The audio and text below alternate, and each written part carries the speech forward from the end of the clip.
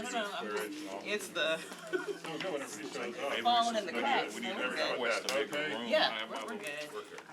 We need to request A bigger room. maybe we do these in the city hall, I mean, in the chamber, council There we chamber. go. I think that'll work. All right, everybody good, everybody signed in? All right, I'd like to call this meeting to order. Thank you all for being here today. We've got quite a bit that we will cover on our agenda. First item is meeting minutes. Everybody on the board received a copy of our prior meeting minutes.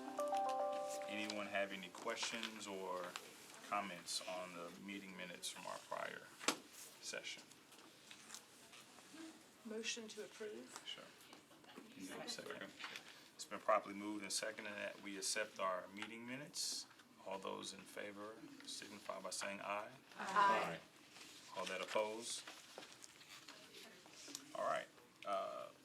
First order of business, or technically second order of business, is election of officers. So we have chair, vice chair, and secretary roles that we'll be voting on today, and we'll go in that order and accept nominations from the board for each position. And as vice chair, I'd love to serve as chair and would welcome anyone Nominated.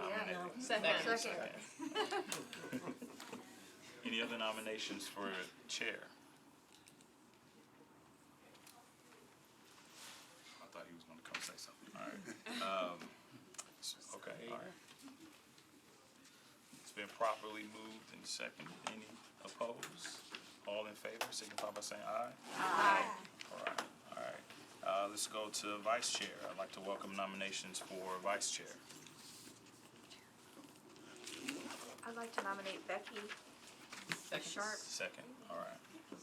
Becky, you accept? Yes, excellent. Okay. Any other nominations for vice chair? Okay, all right. So we'll go ahead and vote at this time on Becky Sharp. All those in favor, signify by saying aye. Aye. Any opposed?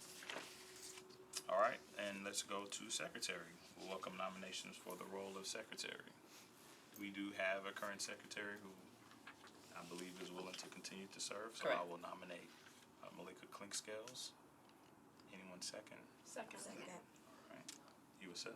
Accept. All right. Any other nominations for the role of secretary? Okay, no other nominations, so we'll take a vote. All those in favor signify by saying aye. Aye. Any opposed? All right, all right. So welcome our new slate of candidates. Where to spend all the money? We're gonna spend all the money. In the bylaws, There's it a says we budget? could have a treasurer too. I was reading, Oh, you know, okay, this, okay.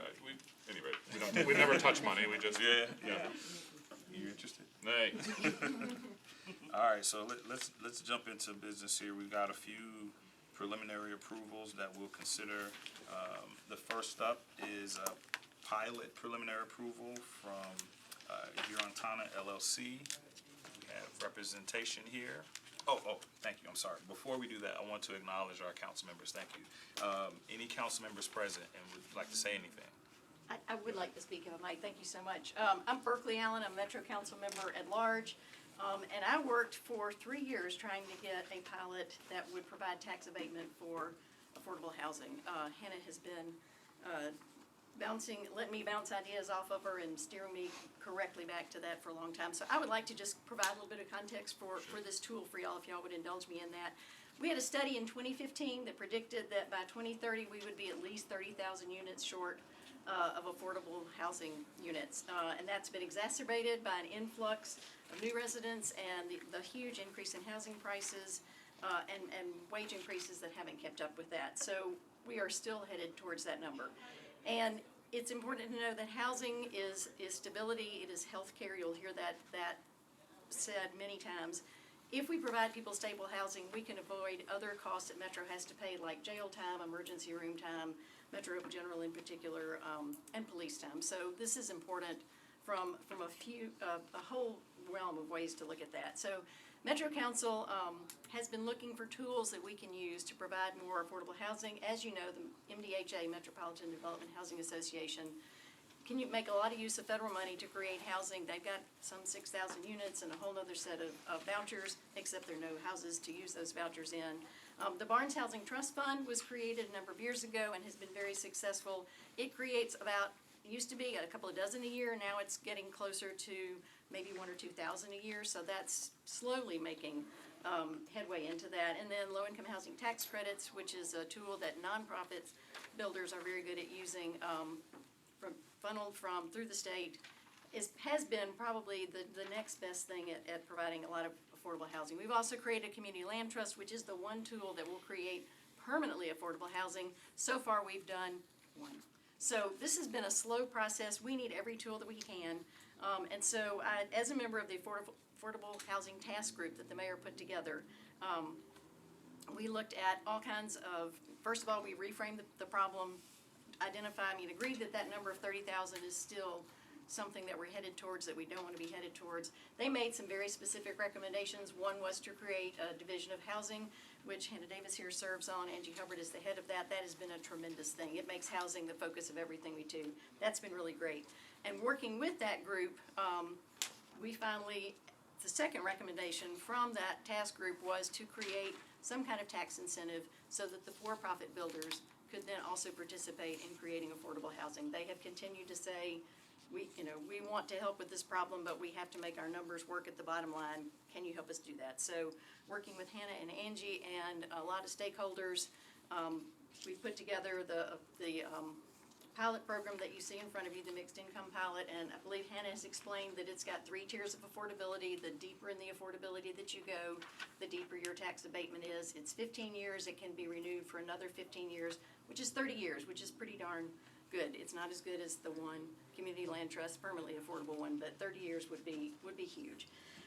So that is what I'm hoping that y'all, in the process of trying to figure out how to create this thing, we looked at all the boards that can give tax abatements, and the Health and Education and Facilities Board is uniquely positioned to be the group that does that. And I'll just read what it says on the website is your goal. You're a public nonprofit corporation organized under the laws of the state of Tennessee for the benefit of citizens to encourage and promote the improvement and maintenance of their health and living conditions. The board is authorized to issue revenue bonds and loans and proceeds to finance the acquisition, construction, development, rehabilitation, and improvement of health, educational, and multifamily housing facilities. You alone can do multifamily housing facilities. MDHA can't do them, and the Industrial Development Board can't do them. So you are the one group that can do that. So I am grateful that y'all have been willing to step into this. And we talked about this, 3 or 4 years ago, trying to put this together. So it's been a long time coming. The types of eligible projects and borrowers are determined by state statute and include hospitals, universities, nonprofit schools, and multifamily housing developers. So we're here today to talk about multifamily. This program, as soon as it was created, attracted 5 projects that could deliver 438 units, which is huge. And as I've said, so many of the other things have been working in increments of dozens. So this is really, I think, a great tool that we have added to the toolbox. And I know the one thing that people are still asking about is how much tax money are we going to forego in this process? I will say again, this is money we're spending here to keep from spending on ER and police time and things like that. We have created a committee that will follow up on the TIF study that you may have heard about, which is another tax abatement program. And we will be looking specifically at what public goods is it worth it for the city to forego property taxes on because it delivers a benefit that will, in essence, save us money in the long run. So we're going to look comprehensively at that and form the basis of ultimately coming up with a policy that says these 5 things: groceries, affordable housing, affordable child care. I don't know. That group's going to do that. But they're going to look and say what things are important to us as a city right now, and are we willing to spend 1% of our total budget, 2%, 10%, I don't know. The group is going to think about that. So that's a question we will ultimately come up with. The council, I think, will ultimately approve a process, and that will be another piece of information that y'all will have in your back pockets to use as you evaluate whether these projects that are before you are appropriate or not. But I would simply say to you, the council has worked really hard on any kind of tool we can. This one has been a long time in the making. It's been very thoughtfully developed and approved by the council. And I hope that you will judge it against what its goals are, which are to provide affordable housing according to the official definitions based on percent AMI, in areas that are hard to put affordable housing in, which are also the areas that are often close to transit and jobs and opportunity and great schools. So this is a new, unique tool, and I'm so excited that it's here in front of you, and I hope that y'all will use it to the fullest extent that we can. Thank you so much for the opportunity to speak. Thank you. Does anyone have any comments or questions? I'll comment briefly. So it's, thank you so much for the incredible energy that you put into this plan.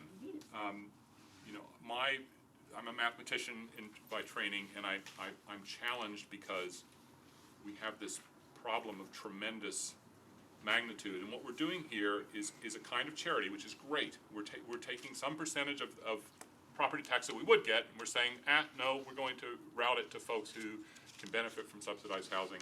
It's a beautiful thing we're doing. But where I come up short is that we don't have a plan to get these dollars on our budget statements in the council.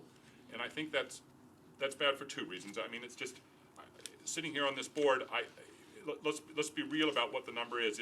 Yes, it's $3 million this year, and if I understand it right, next year it's 6, then 9, then 12, right? So eventually this is expanding, if we do nothing else, to something that is 2% of the budget, as you said. So it's a lot of money flying around here, folks. So in my concern of that is that I really, as a citizen, I want to see the council have the $45 million clearly in front of me on the budget A. B, the magnitude of this problem is grossly exacerbated by the incredible hostility of our state towards our city, right? Medicaid expansion.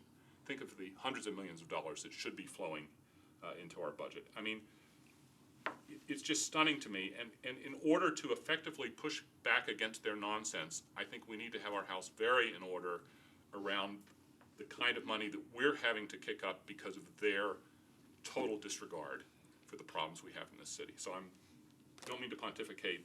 I'm a no today in hopes that adds energy to this TIF idea that you're pressing on, but I hate voting against you. You're fantastic. Okay. Thank you, Chris. Anyone else? Comment, question? All right, thank you, council member. Appreciate the opportunity, thank you. Yeah, we also have received a letter from council member Freddie O'Connell expressing his support of the pilot program and this specific 901 MLK Boulevard project. So everyone can also take a look at that when you have a moment. All right, so let's take a look at our first project for consideration, pilot preliminary approval, Tony Girantana LLC, 901 MLK Boulevard. Thank you for having me today. My name's Tony. I moved to Nashville in 1984 and got involved in residential in downtown Nashville in 1993 when Mayor Bredesen was in charge. Mayor Bredesen had the idea to do downtown residential. It was not my idea. And I went kicking and screaming along the way. And you have an extra one for the council. And so I heard Isaac mention about being a dinosaur. It was in these chambers back when you could get close enough to the council members to touch them. Ludi Wallace had proposed legalizing or permitting a residential in downtown Nashville. And I remember making a too long pontification of arguing for housing, and one of the council members leans over and goes, "Tony, what do you want?" And I said, I just want permission to build apartments. And he goes, "You can't build apartments?" He goes, "Anybody opposed to apartments?" No, all in favor? Aye, and that was the end of it. And so that was 1993. Since then, we've done a lot of residential, almost 4,000 units, including 1,000 condos, exactly 1,000 condos. This one-page sheet shows you 6 of our towers and 8 of our suburban buildings. Of note, Viridian, this may not be very well known, but Viridian, that we started in 2004, had 20% affordable per a new program that MDHA had launched.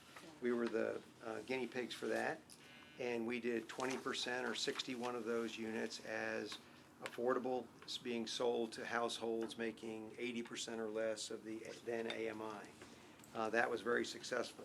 We repeated that with Encore in 2006. We did 20% of our 333 units, 67 units total, and those sold to households making 80% or less, all per those TIF requirements that MDHA had outlined. Subsequent to that, privately, my partner Mike Schmerling and I developed Pearl and Pearl Flats, which is 157 units.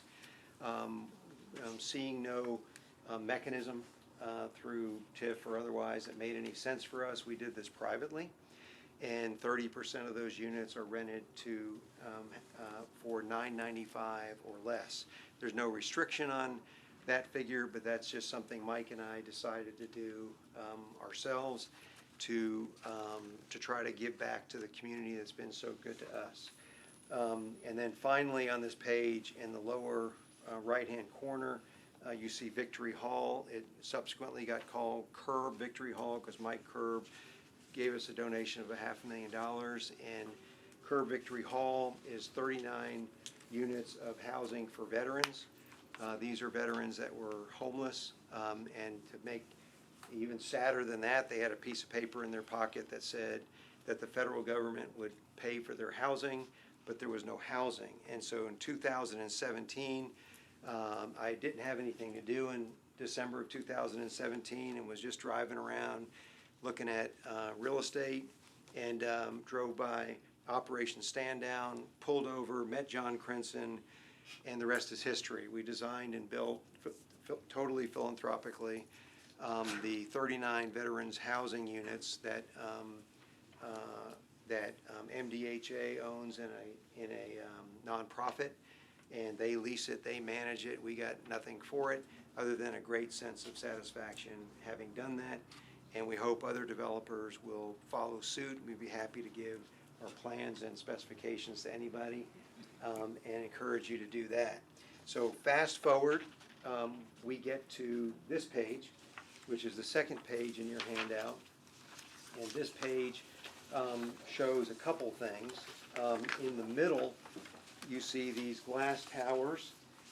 This is, if any of you saw Demetria Kalodimos' return to the news, it turned into I guess I was defending glass as a building material. I had no idea I was going to be doing that, but you never know. But we have these three towers underway. The one in the middle will be moving. Morgan Stengel, our VP of Development, assures me we'll be moving 356 residents in April of next year. Is that still correct? Yes, sir. Excellent. And just to the left of that, we have 801 that will deliver 1 year hence, so summer of 24. And then the YMCA-related tower will start next May, going vertical, going through the approval process.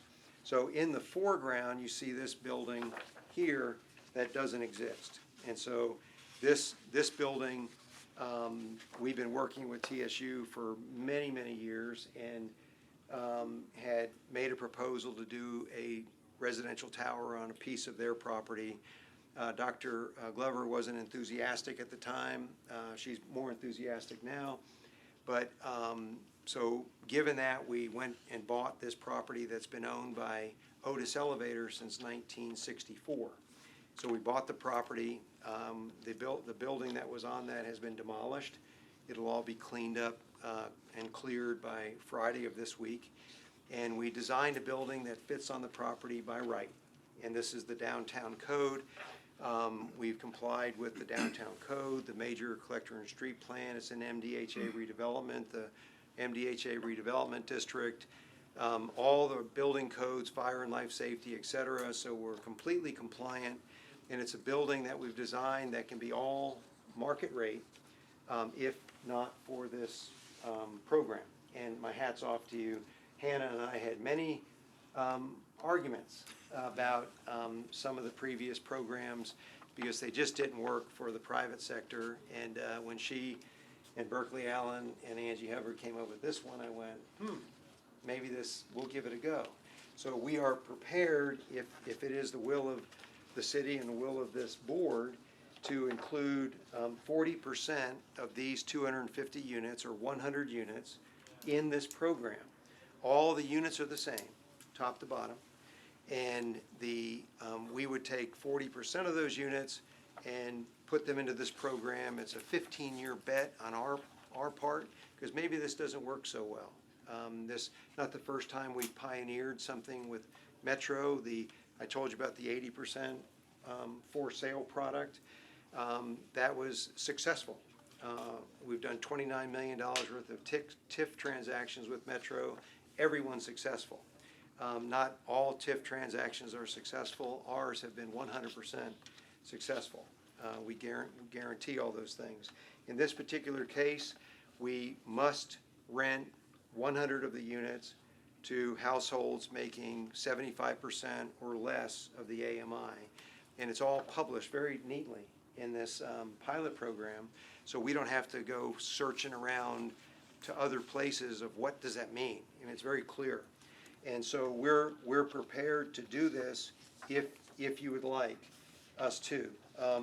The next drawing is a map. You can see the star where the property is located. It's surrounded by TSU's Avon Williams campus. You can see it's in very close proximity to the state capitol and to Metro, where we're sitting today. Most importantly, it's right in the heart of the city, so it's walkable. And I don't want to go on any longer than I should, but I want to tell you what my perspective on affordability is. I lived in Denver for 2 years in 81, 2, and 3, did not have a car for those 2 years, did not even miss a car. I lived the walkable lifestyle. It was just fantastic. I walked to work out, walked to groceries, walked to everything. And so I know it's possible. My son spent a year in San Francisco, likewise doing an internship, no car. And so I know it's doable. For us, we've been selling walkability since the mid-'80s. And we think that affordability of housing in downtown Nashville must touch on 3 things. That's transportation and child care in addition to the housing. We're one-trick ponies. We do the housing. We are engaging a partner on the child care issue, and in the weeks ahead we'll be proposing a child care solution for downtown. But being walkable downtown, transportation's off the table. Our residents don't need to own a car, don't need to incur the cost of car ownership, car maintenance, car insurance, car fuel, or car parking. And having been in the parking business with 18,000 parking spaces downtown at any given time, I can tell you it's very expensive to park a car downtown. So this is why we're doing this, and we're known for luxury, but we've done 328 units of affordable of various flavors. We think we know how to do it. The next plan shows you our floor plate. It's a very small, creates a very elegant building. And you can see 8 units, 2 of which are 2-bedroom units, 6 of which are 1-bedroom units, and these units go top to bottom. At the very top we have a pool deck, which you can see on the next page, which has amenities and a pool, an outside pool in the sunshine facing south. And we have 2 units on this floor. One of them is a property manager unit, and that is very traditional in our towers. But the other one is a community manager, and the reason for a community manager is we don't want to put residents in this building that has 60% market rate. 60% of the people paying full price, no participation in this program. So we can't just put 40% discounted units in there and say, work it out, hope that all works out for you. So we're going to have a community manager in there, and we're going to have constant interaction, bringing employers together, bringing the high net worth residents and the lower income residents together, interacting, learning from each other, truly learning from each other, and helping each other grow and address this problem that we have as neighbors, not as we're here and they're there. And so this is something we're very excited about. And if it was just in the business of building housing, this is pretty complicated for us. We know how to do market rate stuff, and we don't have to think about it. But this, we think that I've been a part of this community for 38 years. It's been very good to me, and I want to give back. And it doesn't have to be in this tower. So if it doesn't fit for some reason, we can do it, live to do this another day. But we're here to say we're moving forward with the tower. We're excited about participating in this program. We would like to do it, but we're also at 65 years old, I know sometimes knows the answer. And so I'll stop there and answer any questions that you may have, and I hope I addressed everything that you suggested that I cover. Tony, thank you for the historical context and the thorough presentation. I do have a few questions, and I'm sure my colleagues do as well. Let's just start with the first one. So when you think about downtown and maybe the lack of affordability, why now for you and your company? Why this project and why now? Well, a couple things. We did this in '04. So we had this experience, and I don't want to get all mushy, but we would interact with every one of these people. We would get people gaming the system.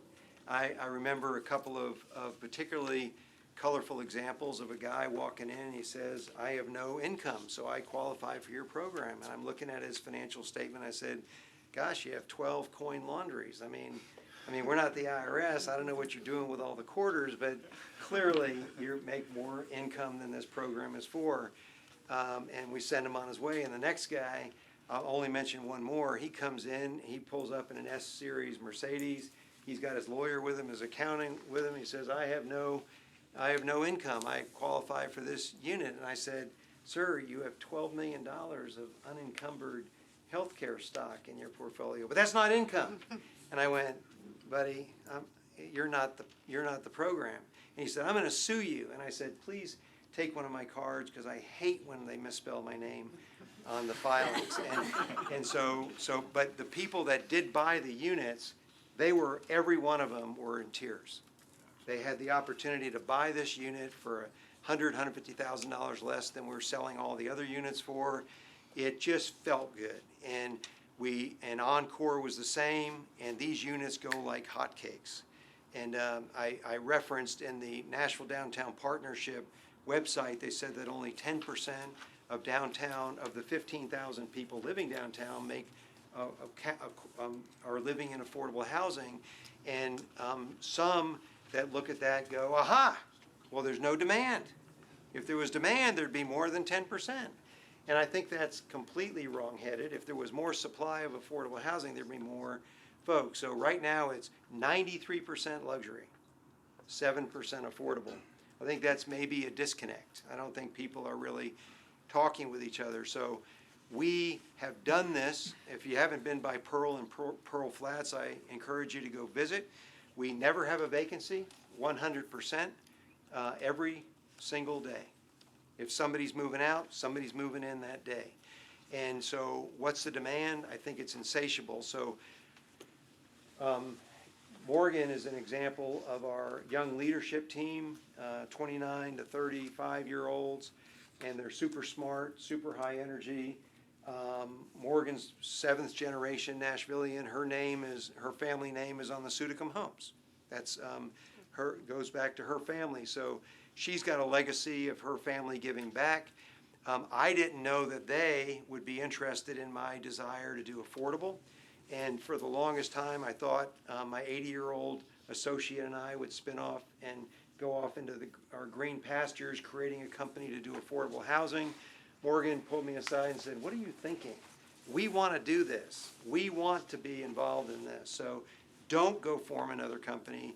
do it through Geritana. So with her encouragement, the whole company's engaged, and surprisingly, some of our architects and engineers and contractors, I didn't imagine they'd want to be involved in our little adventure. And so we would talk to them and say, hey, if you don't want to do this, I get it. You do shiny towers and luxury, and maybe you don't want to do this. And they're like, no, we're in. We want to do this. And our contractor in the for what it's worth category, he wanted to do the construction. I said, well, you may not qualify because we want to do a meaningful partnership between a minority contractor and a not minority contractor.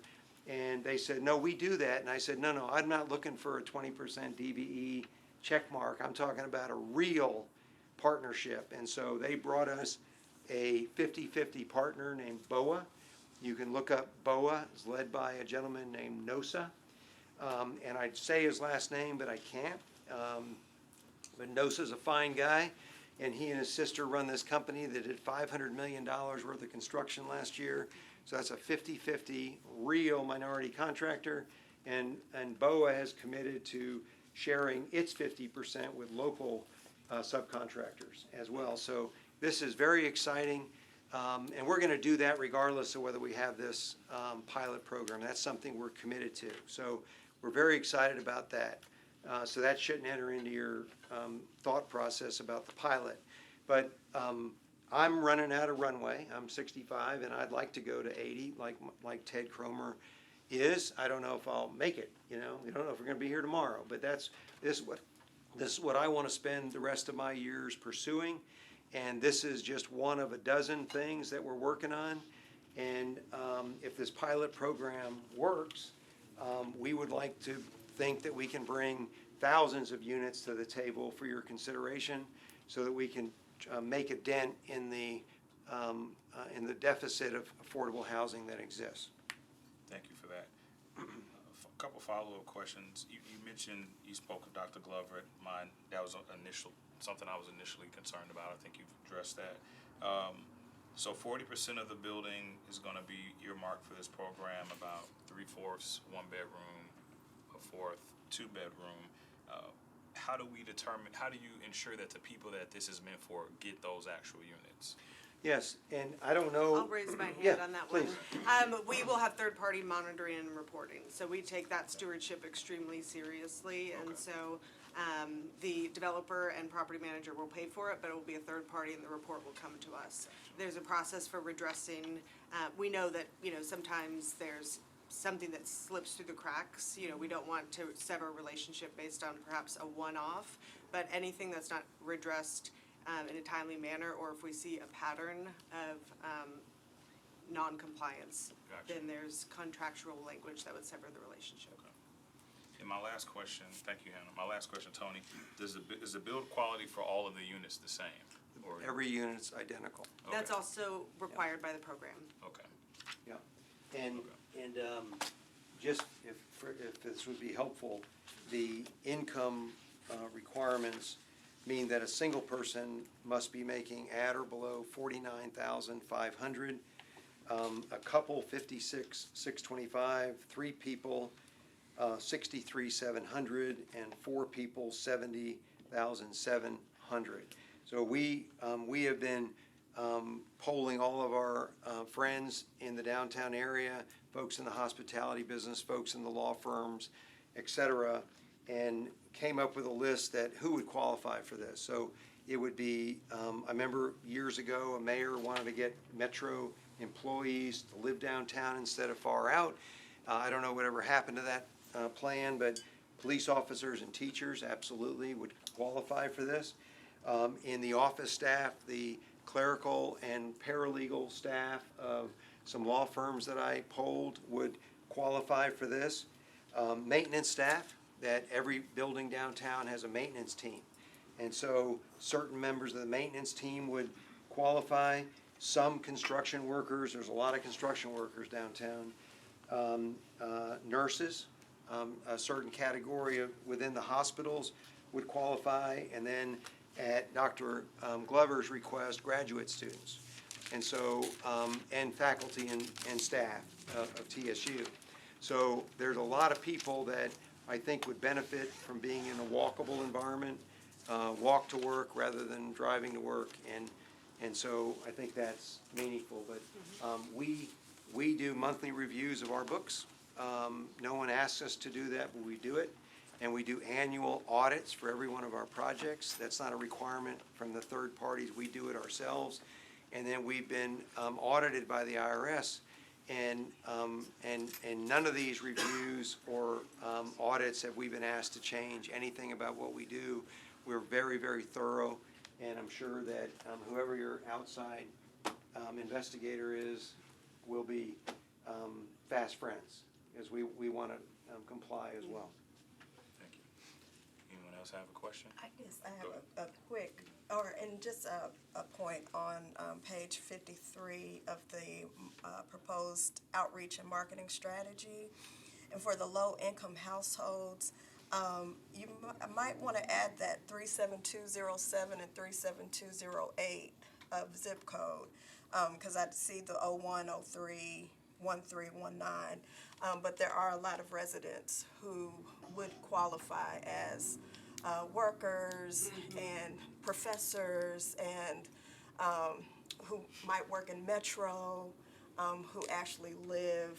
There's a point where we know we deal with the gentrification in some of those zip codes, but there's also another level for the 37207 and 372. So are you making note of that? Yes. This is really your area, isn't it? Yes, and 8 and 9. You said 8 and 9. Yeah, 7, 7, 8 8. and 9. Yeah, for sure 8 and 9. Yeah. so, Okay. and I actually, I know we talked about the zero parking last time, and so actually did some research, and I'm glad you pointed that out, because those are districts where we saw our incomes below 60%. This is census data, so they don't split to 75. 15% of folks did not own a car. So that made me excited about those folks potentially having access to grocery store and some of the other amenities that have been mentioned. Thank you for bringing that up. Yeah. I want to just piggyback on that, because that was one of my questions too regarding the parking. Totally understand the walkable community, downtown, what you're trying to cultivate and foster. Absolutely. I think where I was, my hanging point was really also thinking about what about the individual that fits this criteria but does have a car. And much of Nashville is not walkable in terms of, you can walk to work, but now there's other things that you have to do throughout the week, family, other types of engagements that Nashville is not very transportation friendly in that regard compared to a Denver or San Francisco or Washington where I grew up. And I've lived here 25 years, so I understand the growth. I just, from an equity standpoint, didn't want to see someone fit the affordability, but what if they had a car? And therefore now I have to get rid of some transportation that fits another aspect of my life to be eligible for this program. And so certainly I'm not saying the answer is that everybody has access to a car, right? Because there are other constraints regarding traffic and downtown parking, but some of the follow-up communication has suggested that there might be solutions for those that do. And I guess I was just hopeful that that would be not necessarily case-by-case case-by-case consideration, but there could be some thought to individuals that might find themselves in that situation there where they wouldn't be precluded or excluded because of that asset, which is helpful in the city of Nashville. I will speak. I really appreciate. I spent a ton of time researching this because of your questions last time. So I think that out of the 400 or about 430 units, 330 will have on-site parking available, and that will be included in the rent.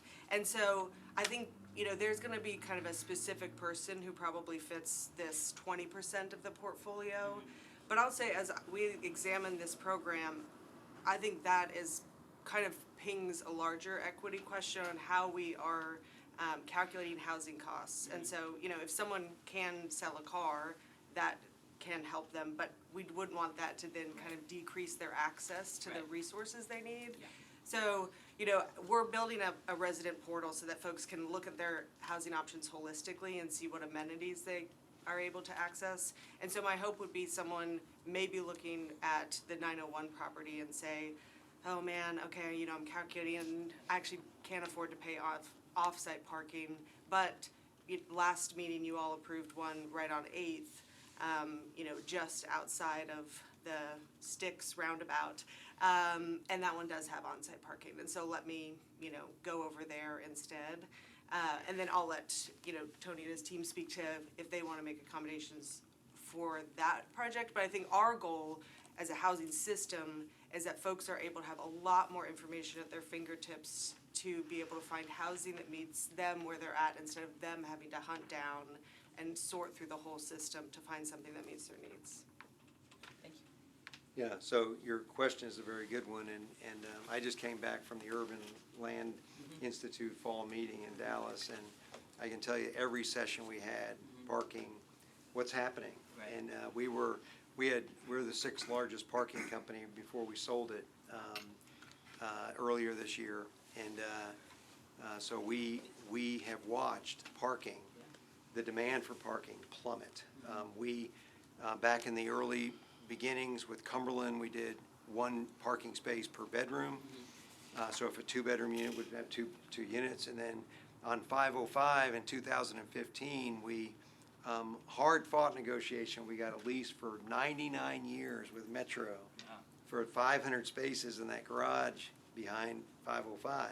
So those are our spaces, right? We're high-fiving, and we got this great asset, and we sell all the condos, they're fully occupied. We rent all the apartments, it's fully rented.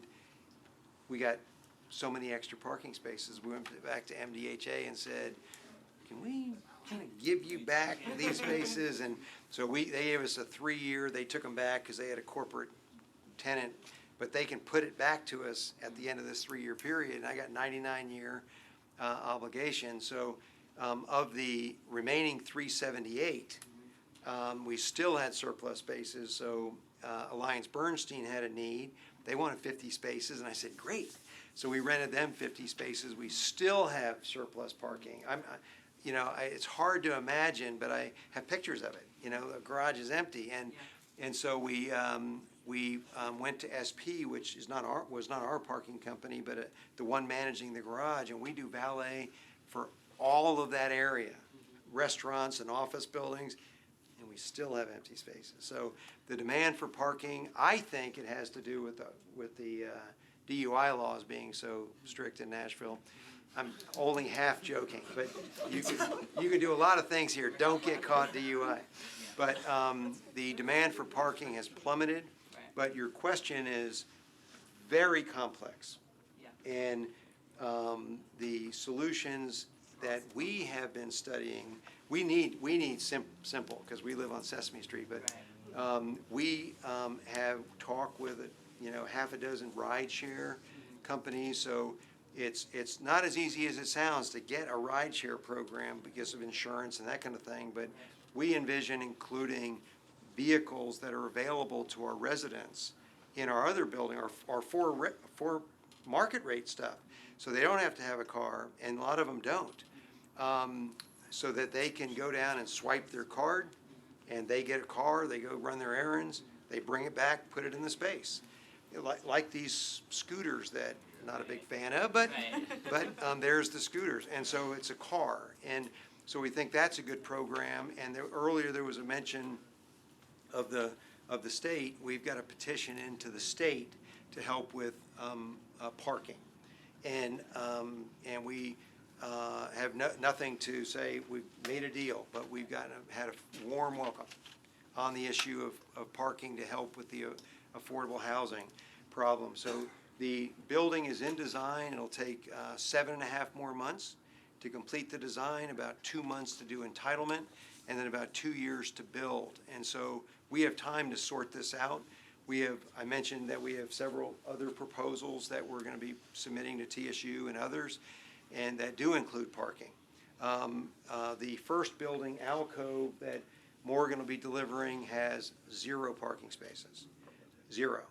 And the second building has parking that will be shared with Alcove. And so we expect to have maybe 100 extra spaces in there. And so we have a lot of capabilities, a lot of ability to identify parking, to build parking, to get, request parking arrangements with, not forever, but for 15 years, from the state, or the city owns parking spaces that are not fully utilized. So there are a lot of opportunities. We're not ignoring that. And sometimes with the media, I say, parking's not required. Don't ask me about that. Just because I'm tired of talking about it. But that's not how I feel. Okay. How I really feel, we're studying this every day. And we have probably easily 4 different parking solutions available to us, and we're working them all at the same time. Thank you, that's very helpful. You have a question? Yes, I think my question might be for you, but I want to say to you, Tony, first, I appreciate your thoroughness of wraparound, what I will, in my mind, is wraparound That's the word, services. that's the word. It is very much for the education model that is near and dear to my heart, and I just, it takes a lot to do that, and the fact that you are willing to implement that is huge, and I think it goes a long way to creating a stronger community, and for the families who are in there under, these reduced amounts, it makes them feel equal. It makes Yes. them feel like they are there and they're a part of the community just as much as the person, in the unit next to them that's paying full price. Yes. And I appreciate that greatly.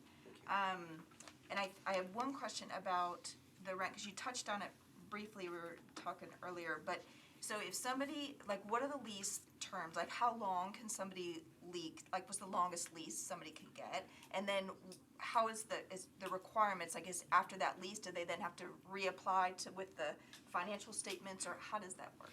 Well, I'll comment first, and Hannah, you slap me if I'm off base. So in our buildings, we're always asked, can we do a 1-month lease? Can we do a 3-month lease? And we decline.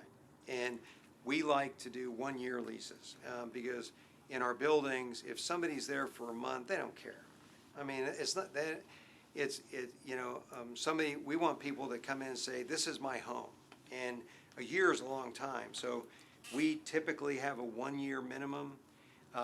If there's I'm not saying that we haven't taken 6-month leases for special situations, an Alliance Bernstein guy just looking for, he wants to live in it for 6 months while he's looking for a home for his family that's moving here in month 7. Those are things that, we get it. And so we try to be open-minded about it, but short-term is not a good program. And we've experienced this, believe me, with the short-term rentals, and we did that at 505. What a disaster that was. So we like 1-year leases. I didn't imagine that Hannah would be in there negotiating our leases. We do our own leases, and then Hannah her team would be auditing our leases. And so some of the other programs that have been put forth, and since Berkeley left, I can talk about this. One program is MDHA comes in and manages those units in our building. And I can't even imagine how that could work in one of our towers, because we have an elevator bank, we have a lobby, we have amenities. Everybody's got to follow the same rules. And this isn't a affordable unit problem. I've got 505, and I've got a billionaire in there. I've got many, many wealthy folks, and we treat everybody the same. We had a very wealthy, I think this one group owned 7 car dealerships, and they were misbehaving, and I had to go to them, and they're very wealthy. I said, you're not going to be happy here. And there are laws and state laws and everything, but I'm encouraging you to go find another place to live. And you can't do that here. I got 600 people living here. I can't let one person be ruining everybody's life. And that's in the condos. And we've helped many people find other places to live. And on the apartment side, it's a more complicated problem, and I can tell you stories you will not believe, but a more complicated problem, and we passed a rule, a quality of life rule. And we checked it out. There's no rule against enforcing quality of life. And everybody has to sign up that they respect their neighbors and they're not going to do something that bothers their neighbor and what have you. And this quality of life commitment, very short, everybody signs it, has allowed us to deal with some residents that were very threatening to other residents. And because we're enforcing this quality of life, we're able to deal with this. Others, we have to call Metro Police.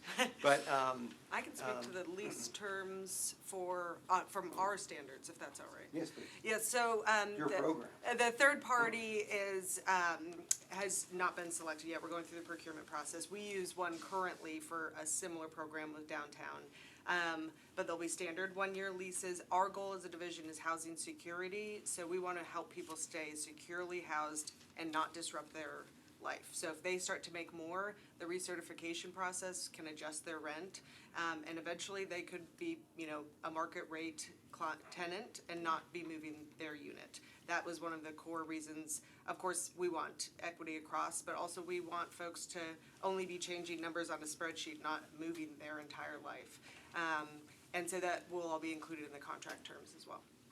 I'm glad you mentioned that because as we talk to Isaac and Codex and employers and I mean even the Titans, which we talk with everybody, they want folks to move from needing the affordable to not needing the affordable, and so we scratched our heads and we're like, what are we going to do here? We're going to sign a lease, and then they advance and they're doing better, and now they violate it. And the conclusion, you know, one of those duh moments is like, well, they can move to a different unit. We have market rate units, and so we think that we hope that everybody that's in the affordable does so much better living in the urban environment.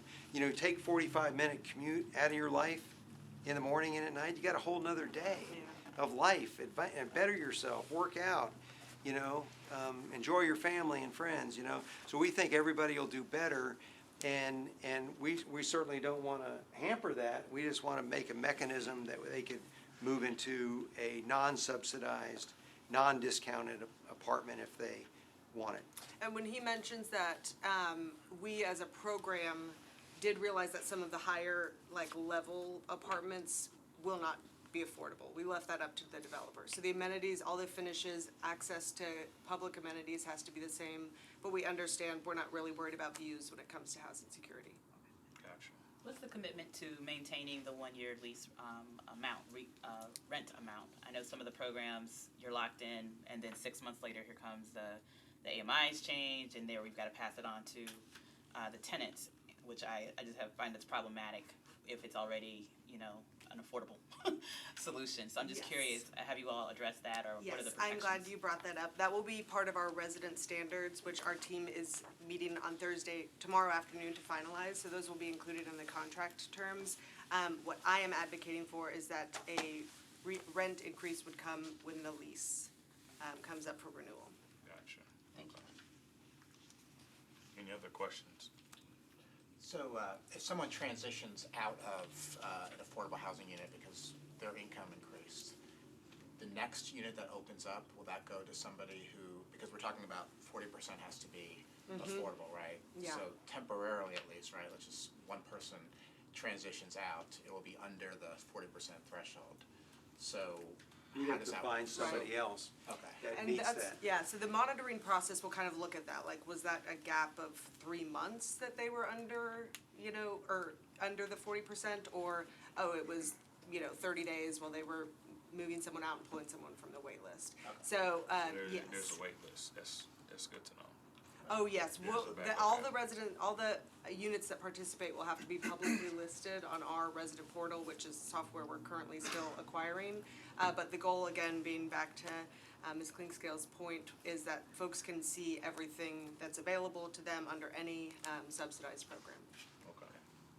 And Tony, you mentioned in the beginning that you had, you mentioned an anecdote about 2 individuals who had high net worth, but low to no income. I take it we have measures in place that will screen those folks. Yes, the initial income certification will have to use our documentation, which includes the declaration of assets. Okay, okay. And then lastly, I'm a little confused about the lease situation. Council member Allen talked about how at the end of the 15-year lease, there's an option to renew. Who has that option? Do both sides have that option, or? Yeah, I think the developer has to agree to it, to extend it. So it's a 15-year commitment. That's the way we're reviewing it or considering it. And if it's successful, you know, we're working well. You know, Hannah, have you ever seen her when she gets mad? But if it's successful, we would extend it. and then the city would have the option as well. So there would be standards to say, I mean, because then you start to get into the life of the property, which is why those standards would come back to the board to say, you know, here's our recommendations based on peer programs across the country for how you kind of judge whether a property is a good fit for renewal. And then, you know, my goal would be that we're managing the program in such a way that we are getting, you know, renewals, but if we're not, our goal being housing security, we would want to be working with those residents well in advance to help them find other housing, or to say, you know, do you want to pursue a market rate unit in this development? Thanks, everybody, for the questions. Chris, go ahead. Yeah, so Dr. Day, this was a fascinating case last time because there was no motion to even approve this, and yet it wound up on the agenda again. And I sort of hope as a procedural issue as you design the agendas going forward that if we do make a decision, we can make a decision in this group, because often we sort of have our arms twisted, and I just make that comment. I think everyone should recognize in making all these decisions that, you know, your successes, Mr. Juntar, are so spectacular. The towers are gorgeous, right? There's no question about any of that, but I think we lose sight of in these discussions that these are our property taxes, our neighbors' property taxes that are filling in the gaps on these rents. Okay, this is our money. Let's not lose sight of that as you plan your vote. And my claim again is that the council has not done a transparent job. That's why Councilmember Mendez voted against this. A very few council members. It was widely approved. You know, that the financing piece there is not complete. I guess a couple of super quick questions. You know, we have to look our neighbors in the eye and say, yes, we set up the day that we're spending $45 million, a third of a new high school, a year on this. We decided That would be a cumulative, that's not a year. It will be a year. This is the point, right? Because it's $3 million this year, $6 million next, $9 million. We're layering on $3 million of new approvals each year The under budget has construction. only approved, we have 2 rounds of budget approvals for $3 million per year. The abatement amount is $3 million, and that carries for $3 million, and that carries for $3 million. It will be $45 million total over the 15-year period. Okay, so it's on the camera that the total of all of this, so we're gonna approve these $3 million and there's no more, there's nothing next year. There is a second round of $3 million that's already been included in a fiscal year budget. So that brings us to $90 That million would be- over 20 years, Yes. okay? This particular project we're talking about is 45. We're talking about 45 million for this particular Correct. project. Okay. For about the 901. slate of Slate. all Slate of 5 No, not- applications. Oh, for all 5, okay. Correct. Okay, okay. All 5 applications. Okay. Okay, 438 units. And again, our business in the past has been allowing federal subsidies of bond interest, you know, a different thing. These are our local property tax dollars. Yeah, I think that's kind of all I want to say about it. When so many neighbors in Nashville say, these gleaming towers are going up, it's spectacular, but I'm seeing the percentage of funding to my public schools go down. There seem to be potholes in the road. We can't hire first responders. What is the macro issue that is driving this? I'm not blaming you. I'm just, from your perspective, it's wonderful to have you here. What's going on? Yeah, and so the question, I'm a developer, so these complex questions throw me off. But the question is why not affordable? Or why isn't there affordable? Or how do we do it? The arrival of all this fantastic Yes. building seems to correlate with quality of life getting worse. Yes, and so I happen to agree with that, because and I'll speak to traffic just at the beginning. The traffic congestion is getting noticeably worse, and I think solving the traffic problem is $10 billion Yeah. in 10 years away. I mean, So And we it's- have a state against any action of any kind. Yes, Yeah. so here we have, in downtown Nashville, 15,000 residents. If these 15,000, I'm taking it to the extreme, I know, but if these 15,000 residents all had a home, 15,000, and 1 acre lots, 15,000 acres worth of sprawl. And you don't hear the word sprawl anymore, but the fact that all 15,000 are downtown, we don't need new roads, don't need new sidewalks, don't need new districts of police and fire and all that kind of thing. It's walkable. So we think there's gonna be another 5,000 employees, residents by mid-24. So we're gonna be up to the magic 20,000 residents living downtown. And we think, and maybe this is how we make ourselves feel good, but we love the rural. My wife and I have a farm, we love the rural, but where are these people that are coming in for all these jobs gonna live? And so we think we're making a contribution by building the housing downtown. And so, about 80% of the residents on Church Street, for instance, live in our buildings. 80%. And so, we feel good about that, but as the city continues to grow, the next 10,000 people, they won't be on the highways trying to get in the morning. They won't be on the highways trying to get home at night. So we think that we're part of the solution. And if Steve Bland from it's not called MTA anymore, but if Steve Bland was here, he'd say that walking is still the most efficient form of transportation. And so, we walked here, we walked to all of our meetings, we're not driving, and so I don't And know I rode if the bus that's here today, they've responsive. cut the service over the last few years because of other, issues,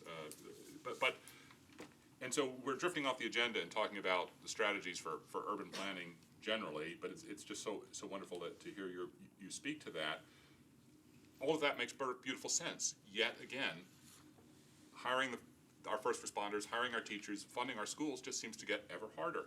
And what's really remarkable, I made this point last time, as I understand it, when you have a business, being a landlord, you're actually paying a fundamentally higher property tax rate through state mandates. It's sort of 40% off the Yes. basis thing versus 25% for That's those of right. us in the suburb. So we should be rolling in dough. Yes. Somehow we aren't. And that's why I so want to see this on the budget clearly for me and my neighbors. So thank you Yes, for coming. and I make a lot of good points. I was with a guy who owns a very successful business downtown on Broadway. And I was talking to him about affordable housing. He goes, "Why do I care about this, Tony? This is not something I need to deal with. I run this business." I said, "Oh, really? Well, can we go back to your kitchen? I want to introduce you to one of your cooks." He sleeps on a futon at the Union Mission. He's trying to save enough money that he can get a place to get reunited with his daughter. It's closer than you think, buddy. Yeah. It's right in your kitchen. And so I think people, the headlines all say affordable housing, affordable housing, affordable housing. Those that have, they're not ever confronted with it. They don't get to be face to face with it. It's a horrific crisis. And Make no we- mistake, everyone on this board understands that it's a horrific Yes. problem. I just want our council to Yes. do the accounting. And I think that this Thanks. pilot, and I had nothing to do with it, and so I can brag on it, the pilot with the mixed income, that's the answer. I believe that's the answer. You can't have isolated areas where there's people that need help, and then there's isolated areas like downtown is right now, where these people don't need any help. I mean, it's all luxury, and we don't have a problem with selling and renting. I'm skeptical and we have market the rate. resources as a city of Nashville to deal with a, $10 billion problem created by our state and federal government, but I'm done. Thank you. Dr. Day, I don't have a question, may I just make a quick statement? Sure.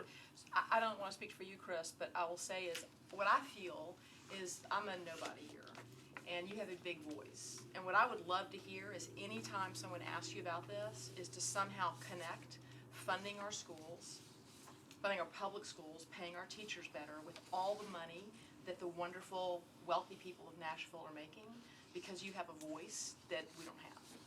Yeah, but if I may, and I'm sorry I probably overstayed my welcome. My dad was a barber, my mom worked in a savings and loan. We didn't have any money growing up.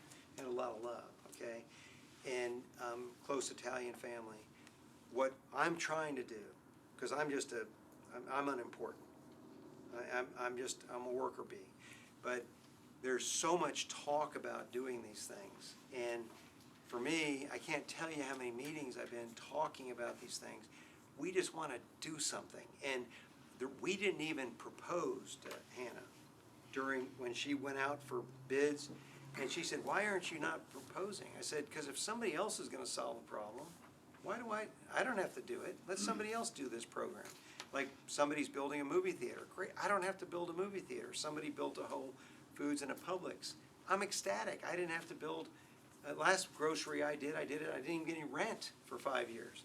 So I'm ecstatic if other people would step up, and you correct me if I'm wrong, 0 proposals came in the core. That's the only reason I raised my hand. If somebody else was doing this, I would just be a cheerleader. I would be rooting them on. So the statement I want to make is that you probably all have heard this story of the kid walking on the beach throwing starfish back into the ocean. Yes. The grumpy old man says, you can't make a difference. I think this is the one. You can make a difference to that one. And it may be 100.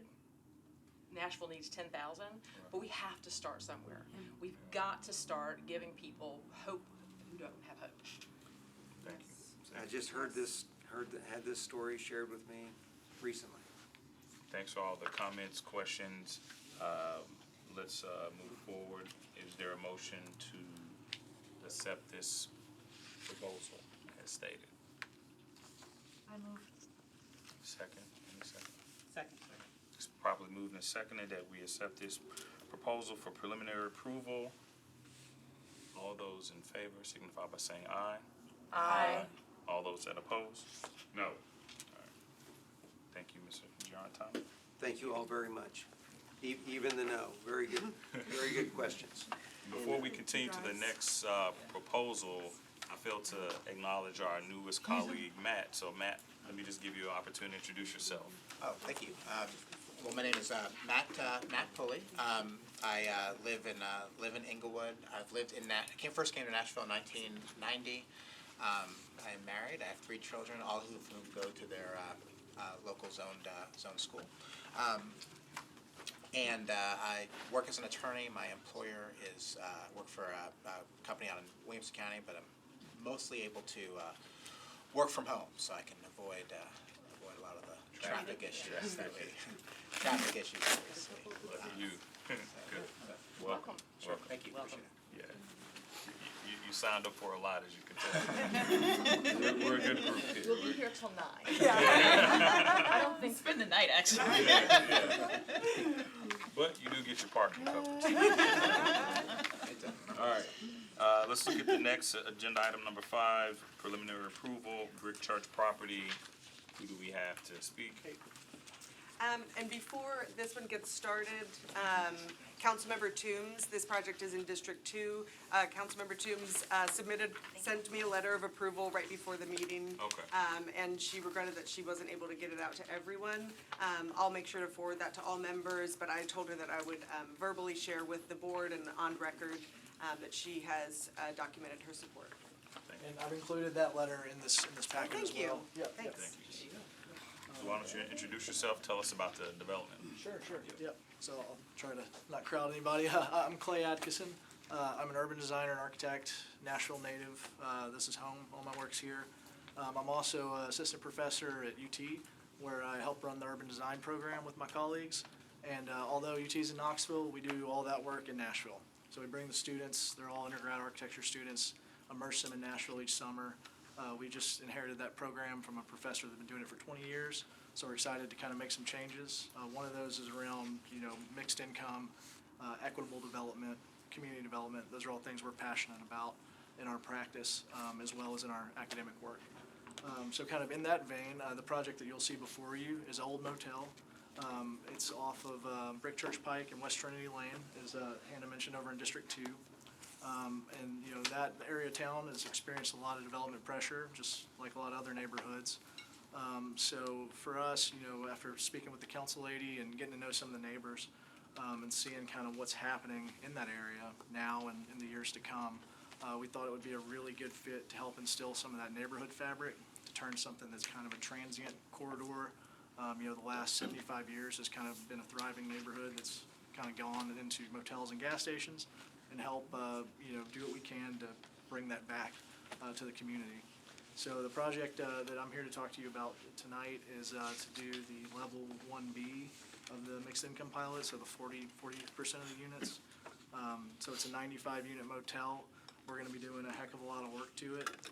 Most of that work is on the inside of the building, just full gutting it, taking it from being an old dirty motel into, respectable, kind of cool, long-term housing option for folks in the neighborhood. And so, I can kind of walk through the packet, but I think, the 40% would be 38 of the units. Our intention with this project, whether, you all will us to accept this or not, has always been to do workforce housing.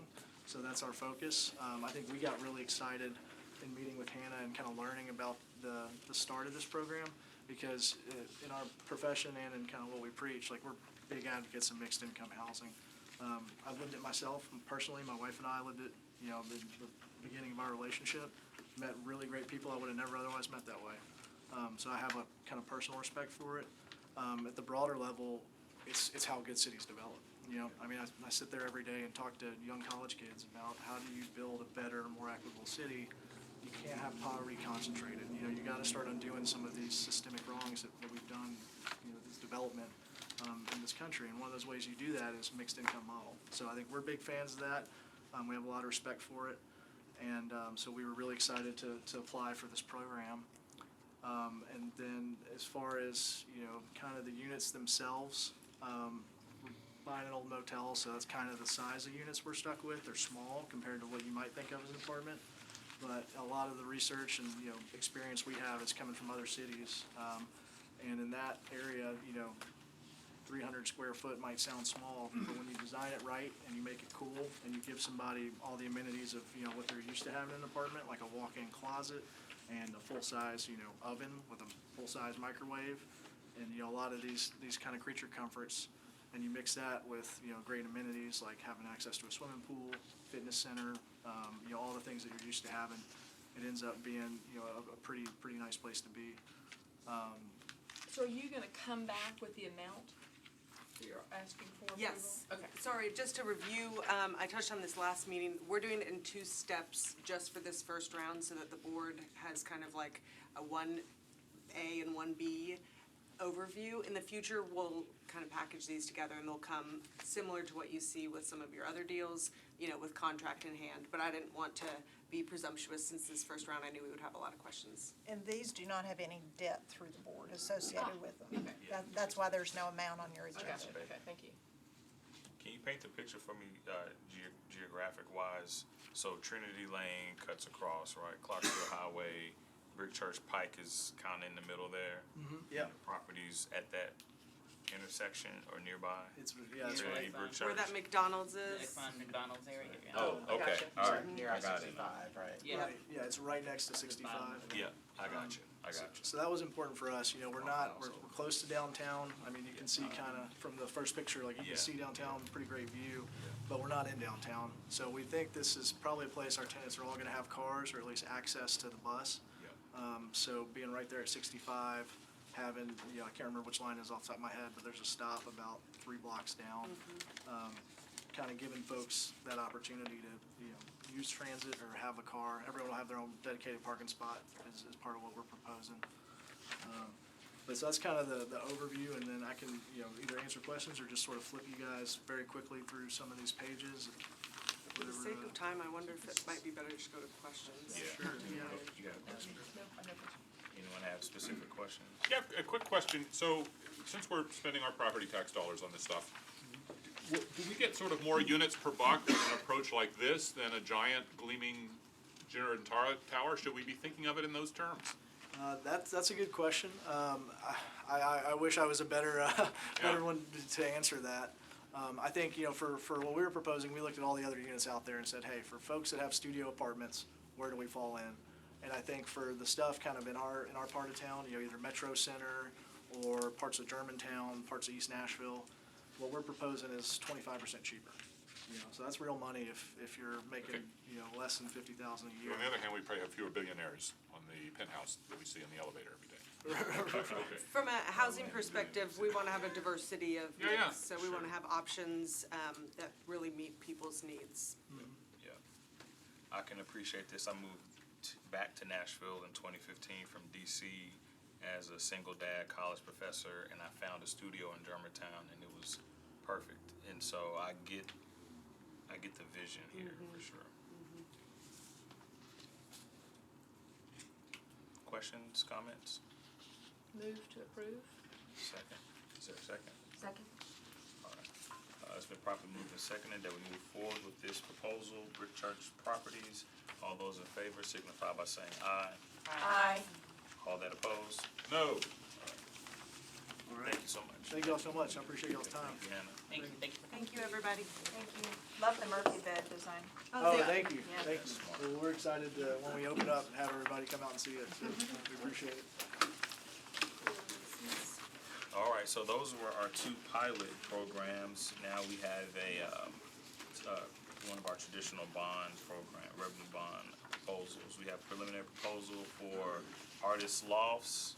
Who do we have? Oh, all right, regular guest, Mr. Holiday. And we're back to spending federal money now, right? No tax abatements with this one. This is not Yeah, a okay. pilot, yeah. Yes, great. not a Federal money, subsidy. federal income tax, I love it. Yeah, yeah, go for it. Hi, thank you for your time. I'll be quick. So, No historical So sorry about context, no, no worries. Yeah. So Artist Lofts is a affordably priced community built around creatives here in Nashville. Really, the idea came to us through the council member, Nancy Van Rees. Worked with her for, I think the last 8 years. I've gotten to know her, gotten to know Madison really well. And really, she had the idea, and we said, how can we create, because really, we only have Ryman Lofts. If you think about affordably priced housing options specifically for artists, or at least catering to artists, and having amenity space and services built around that community. And so we toured we toured Ryman Lofts, and I think it's about 38 units. But if you think about Nashville, we have 2 million people. We're known as the music city, and yet we're only providing 38 units of affordable housing for artists. And so we all know there's a massive need of just generally affordable housing, but we see this as an opportunity to provide both generally affordable housing and specifically affordable housing for creatives. And so we're looking at both 348 units, 1, 2, and 3 bedrooms. We'll have live-work units. So the units on the first floor will have 2 buildings very close to each other, kind of create like an urban courtyard area. And we'll be able to have like Art Walk Fridays, where they can lift up their garage door and they can really showcase their artwork, turn their living room into a gallery more or less. And so we're really excited about this. We're working with Manuel Zeitland on the architect and the design side. And he and his wife have an art gallery, Zeitgeist. And so have been able to kind of pull from the perspective of artists.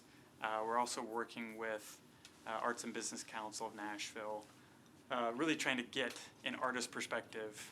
And then we're also going to Minneapolis here in about a month to go look at art space, multiple different art space developments, which it's a nonprofit based in Minneapolis. Their whole mission is built around creating affordable housing for artists. And so we're going to try to learn as much as we can about that and see how we can bring what we learn here to Nashville and create a great amenity and a community for artists. So we'll have art galleries, art studios, we'll have creative spaces, we'll have basically a kind of a multi-function room more or less where it can be art classes. We're going to work with Arts and Business Council to curate those classes for our residents and for the community, and then also public places, both indoor and outdoor, for our residents to showcase their art. We'll have an outdoor amphitheater, we'll have an indoor small stage area. So really just trying to think outside the box here. This is not included in this financing today, but on the same parcel, as part of the same mixed-use development, we will be doing anywhere between 20 to 30 for sale first-time homebuyer townhomes, which will also ideally be for artists to be able to move into home ownership. Those will be at 80% AMI. And so this is the initial preliminary bond hearing. This would be something we would close in the latter half of 2023. And thank you for your time. So 100% of the units, of the 348 will be earmarked for artists? No, not 100%. We'll be ideally marketing towards and creating amenities for them. Okay. And give preference if available, Okay. if artists are applying. Gotcha. And that is our preference, but. So not exclusive. Yeah, but I'm assuming there's not leaning toward- 348 artists that all want to live at the Yeah, same yeah. place in the same location. Yeah, okay. So we don't want to exclude families that need affordable. Gotcha. Any thoughts on how you guys would screen or certify, or what's the process for determining who's eligible as Yeah. an artist? Great question. So we're figuring that out. That's part of our visit up to Minneapolis, Okay. seeing how they screen artists. From what we've learned so far, it's a kind of like a review committee between the property management company, resident artists that already live in the community, and also different volunteers that want to, or that are already involved in the artist community. Okay. I've got a question. Yeah, go for it, go for it. If space was limited, if you found yourself, fully booked or mostly booked, but you had some units come available, would an artist get priority in their application versus just, the Me, general the not person? artist? Yeah, the Becky's, the Becky coming off, the I can't street live who there. doesn't, Yeah. who doesn't do her art thing? We've yet to figure that out. Hopefully we'll get some guidance from what they're doing at Art Spaces. I don't know yet. And also we'd want to be in compliance with fair housing as well. Does fair housing allow you to have residents sort of, I mean, we don't want to turn it into New York City. And this is the first I've heard of that. That's kind of was the only, I was ready to stop all this, shut you up and vote yes, but now I'm sort of like, wait a second, what's going on with that? Tell me a little more. That sounds dangerous. Yeah, from what I know, Art Spaces does it. There's other ones for single parents going through getting their college degree. Okay. Nonprofit does that. I think it's similar to like student housing, if you think There's about it. mechanisms to prevent systemic racism from kicking in Correct. and all kinds of. Correct. Okay, all right. I'm back to Yeah, yes. that's a great question. That's a great. Anyone else have a question? Any other questions? I had the same question about the exclusive, but you already answered that. Call for a public Yeah, hearing. I I was think just it's very gonna say exciting. that, yep, before we go to the approval. So we do have to open a public hearing, so at this time I'll open a public hearing for this proposal. Is there anyone present that likes to speak for or against this development? All right, no one here to speak for or against, so I will now accept any, Move approval. all right, Second. second, okay. Properly moved and seconded that we move forward with this preliminary approval for Artist Lofts. All those in favor signify by saying aye. Aye. Any opposed? All right, thank you, Mr. Holliday. Thank you. Okay. In the Minneapolis, what's the name of the Art Spaces. art spaces? I'd like to, we have 3 supplemental approvals coming up on the agenda next. These are invariably are due to the inflationary conditions Correct. that we have today. Correct. If there's no objection, I would move that we modify the agenda, put them on an omnibus and just do them and have one vote. All it takes, I think, is one person to say they want to hear more about it. We don't do that. Yeah, I'm fine with that. It takes the gang, but Sure. Maybe make a motion. Well, so the motion is to create an omnibus motion, and I think you would say, is anyone Yeah, opposed to that? And if not, then we can just vote directly on the supplemental. Anyone opposed to Mr. Mott's motion? And we're combining agenda items 7, 8, and 9. Correct, yeah, which are essentially construction cost increase, most likely. Why would they be in reissue, is that right, Cindy? That's correct. These are all properties that are under construction. In the case of Chippington, it was an acquisition rehab, but the original bonds have already been issued. Yep. And so this is just the additional that THGA awarded due to rising Rising construction costs, costs. yeah. We have a motion on the floor. Is there a second? Second. Second, all right. All right, so we will lump all of these, as Mr. Mott stated, into one and approve them as such. So at this time, I'll take a motion to approve. Motion Voting to on all three approve of 10, these. 11, and 12. That's what, Yeah. yeah. No. 7, 7, 8, 8, 9. 9. 7, 8, 9. Don't get too far. 7, 8, Try 9. Is there a second? Second. All right. Probably moving seconding that we vote on 7, 8, and 9 as one item. All those in favor signify by saying aye. Aye. Any opposed? All right. Thank you, Mr. Mon. Okay, so several for final approval. We are at Vanderbilt University Medical Center. Hi, how are you? Hey, good to see you all. Good to see you as well. Okay, why don't you tell us who you are and tell us about the project? Yes, so my name's Cecilia Moore, I'm the Chief Financial Officer for the UMC. The project, so these proceeds, you want me to tell them? These proceeds are taxes and proceeds, you all will issue those bonds, but they're our obligations, so the projects are kind of wide-ranging. We have a number of projects going on at the Medical Center, our main campus. The two primary projects that these proceeds will be used for is the beginning build of a tower for our adult campus, approximately 180 beds and 10 new operating rooms. Obviously extraordinarily needed given the growth in the metro Nashville area and surrounding counties. As you all probably know, we're the only level 1 trauma center in Middle Tennessee and level 4 NICU. So we are extremely oversubscribed, frankly, on a day-in, day-out basis. This is crucial for us. Secondly, it's to finish out 2 of the floors that we have on top of our children's hospital. We shelled those floors a few years ago.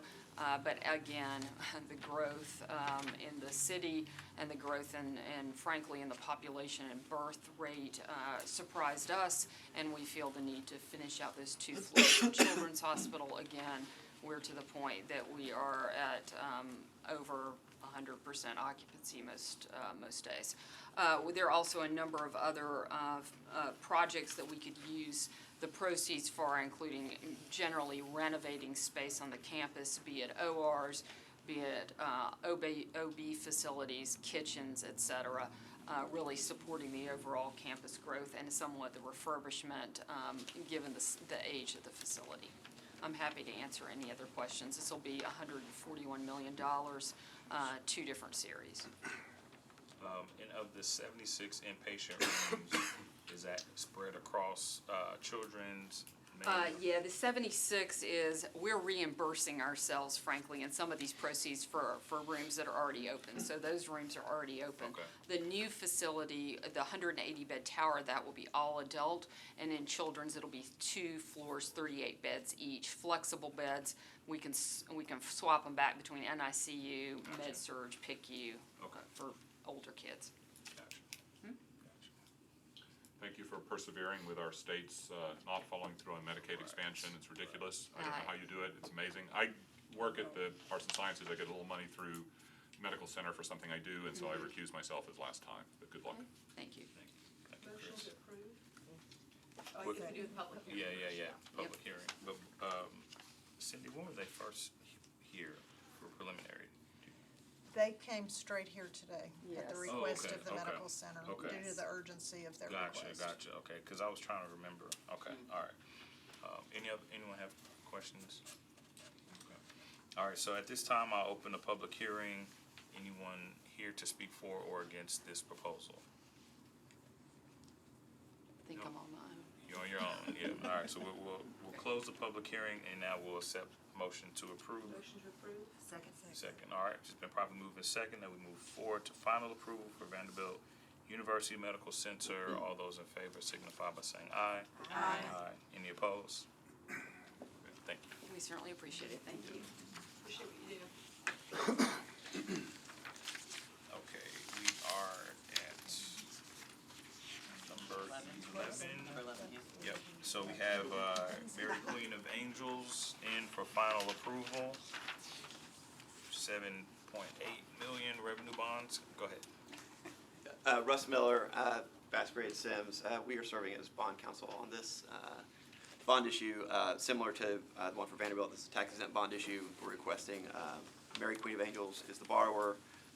No Metro funds involved. They are the sole borrower. I'll introduce Rick Borofsky is CEO of Mary Queen Angels. Tammy Johnson is with Pinnacle Bank. They are purchasing this bond. Antonio Aguiar is the attorney for Mary Queen of Angels, and also Bria Smith Evans is with Bass Berry. She's working with us. I'll talk real quickly just about the details of the bonds, and then I'll let Rick talk about the project and the facility. This is for Mary Queen of Angels, which is a senior living facility on White Ridge Road. The facility was actually constructed with bonds issued by this board in 2020. Those bonds were refinanced in 2009. And then this is a new project that they're working on. It's the same campus as Villa Maria, if you're familiar with the area.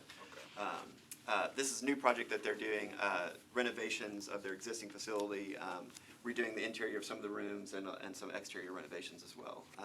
Pinnacle Bank is purchasing this bond. They will not be sold into the market. There's no underwriter. Pinnacle is just buying the bond to hold as a loan. I think it's up to $7.8 million. I think you might have said that, Isaac. 10-year maturity on the bond. It'll basically be sort of mortgage-style amortization, and it'll be a fixed-rate deal. The rate has not been set yet. It's it'll be set once we close based on market. Rates are going up, you all. Crazy amounts. So that's it. I guess, Rick, I'll let you talk a little bit about Mary Queen of Angels and the project and answer any questions they've got. Good evening, everyone. And just one quick clarification, I think it's 2000 was the original, I think you said 2020. Oh, 2000, yeah, Just sorry, so it's 20, yeah. anybody's confused. Oh, thanks, Andy. You can sit down now. Okay. Hi, everybody. Mary Queen of Angels is 22 years old. There has not ever been a major renovation project in that assisted living. The exterior has water intrusion. As such, the frame is continuing to erode and rot and wear away. So our proposal is $3,600,000 on the exterior, install hardy board, has a guaranteed lifespan of 30 years. So we want to wrap the exterior of the building. Interior building, there has not been a major renovation in 22 years.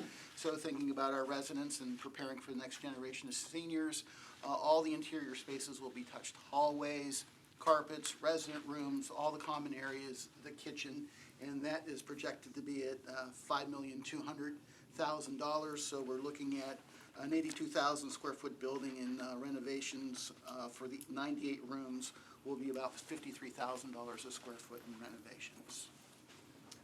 Are there any questions? Yes, So yes. current occupancy, current rental rates. Okay, current We'll start with the first one. Okay, thank you. 98%. 98%, all right. We've touched 100% in the last quarter. Gotcha, okay, and they're renting at what?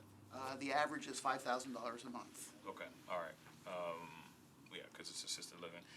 What's the plan for per unit upgrades with 98% occupancy in mind? So- How are we planning to do that? So we have the memory care unit. That's a great question. We have a memory care unit, has 30 beds. So we are going to start not to admit in the memory care unit, just because that space, when it was designed 20 years ago, is not up to par with the latest trends on memory care. So we are going to decrease census on memory care through natural attrition, and then we can move people in and out of memory care as we refurb the other parts of the building. So you don't anticipate everybody will be housed during the renovation? Everybody will stay there, yes. Okay. There'll be no movement of residents off the campus. Gotcha. Will memory care come back to get renovated or Well- upgraded after this process, or as a part of this process? Or Well, we're gonna convert that to assisted living, and I hope to see you in 3 years and ask for more money for a 30-bed memory care addition. That's So what I get yes, for asking. Okay. yes. So we wanna do it, we wanna do it right the next time, yes. Yes, ma'am. Okay, gotcha. Questions, any other questions? From the board? All right, we need to Public do hearing. a public hearing on this one. So at this time, I'll open up a public hearing for anyone who wants to speak for or against this proposal. All right, seeing as there's no one here, we will close the public hearing and I'll open the floor for a motion to move forward with final approval for Mary Queen of Angels. Second. All right, so properly moved and seconded, we move forward with final approval for this project. All those in favor signify by saying aye. Aye. Any opposed? All right, thank you. Thank you, ladies and gentlemen, and the committee. If you're waiting. Okay, let's go to our next project, Ewing Heights, 43 million, multifamily housing. Who do we have? Good evening, everyone. Introduce yourself, tell us about the project. Thank you. My name is Joshua Haston. I'm with LDG Development. We are a nationally recognized affordable housing developer headquartered in Louisville. I run our Nashville office. This will be our 5th development here in Nashville. This specific development consists of 180 units. It's a mix of apartments and townhomes. We wanted to provide some form of density buffer between our next door neighbors. So we have townhomes scaling up to 3.5 story multifamily apartments. It's a mix of 2, 3, and 4 beds. So we are intentionally trying to serve families. We know that those families that rent from our apartments, they love our apartments. These families are the ones that are sadly being pushed out of Nashville. Families and seniors, as you guys know. And so we are excited to move forward. We are projected to close the first or second week of December and start construction immediately thereafter. So this is new construction? New construction. Okay, all right. So you're acquiring the property, getting financing to do the construction? Correct. Okay, all right. Can you speak to what percentage of AMI is a target for this development? Yeah, so we're also very important to LDG is we're intentionally not trying to concentrate poverty. So we were actually the first developer in the state to utilize a process called income averaging, which allows us to serve a broad range of incomes at this property. This particular property will have residents making 40% to 80% of area median income. To put that in reference to rents, a 2-bedroom rent at 40%, that's around $769. So that's very affordable in terms of where Nashville rents are now. $2,000 a month is about average. What's around this development in terms of amenities or just what's happening around it? Great question. So there's actually a ton of stuff happening on Dickerson Pike. We are actually on the frontage of Ewing Drive, and we will have bus access along our frontage. As a part of our redevelopment, we're installing 2 covered shelters. Again, going above and beyond, extending sidewalks about a quarter mile off-site to the nearest crosswalk. So we expect a lot of our residents to work and shop on Dickerson Pike. Nearby there is an H.T. Hill Foods that is actually currently going through rezoning that we expect to be redeveloped to have some form of, given that it's H.T. Hills, it may be a Publix one day, who knows. And what's the acreage of this lot? Yeah, this acreage is about 12 acres. 12 acres, okay, all right. Safety in place for this property? Great question. Yeah, so we actually we poll all our residents, and we what we have found is that they prefer to have a gated community, and so we have secure access gates as a part of our plan. So key fobs, things of that nature. We have security cameras all the time, everywhere, and we share anything with police if there ever is an incident, which happens in any type of apartment, not just affordable housing. So we are working hand in hand with police to make sure that we have great secure properties.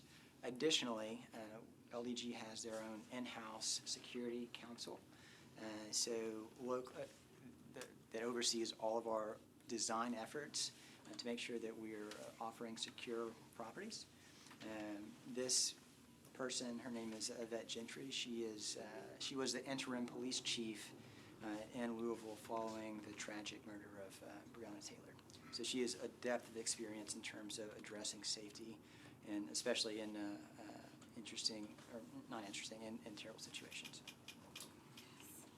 Yeah, because I'll just say, I'm glad to hear that you're doing this, because there's a lot of priority for families, and just that, especially with transportation, so that's needed. I've been getting so many people that I've been talking to who are needing something that's affordable, safe, from all of that, the outside influences, but also if cars are breaking down, that they can get run on to where they need to go. So this is a good. Yeah, all of our developments in Nashville are right along public transit. It's a major concern of ours.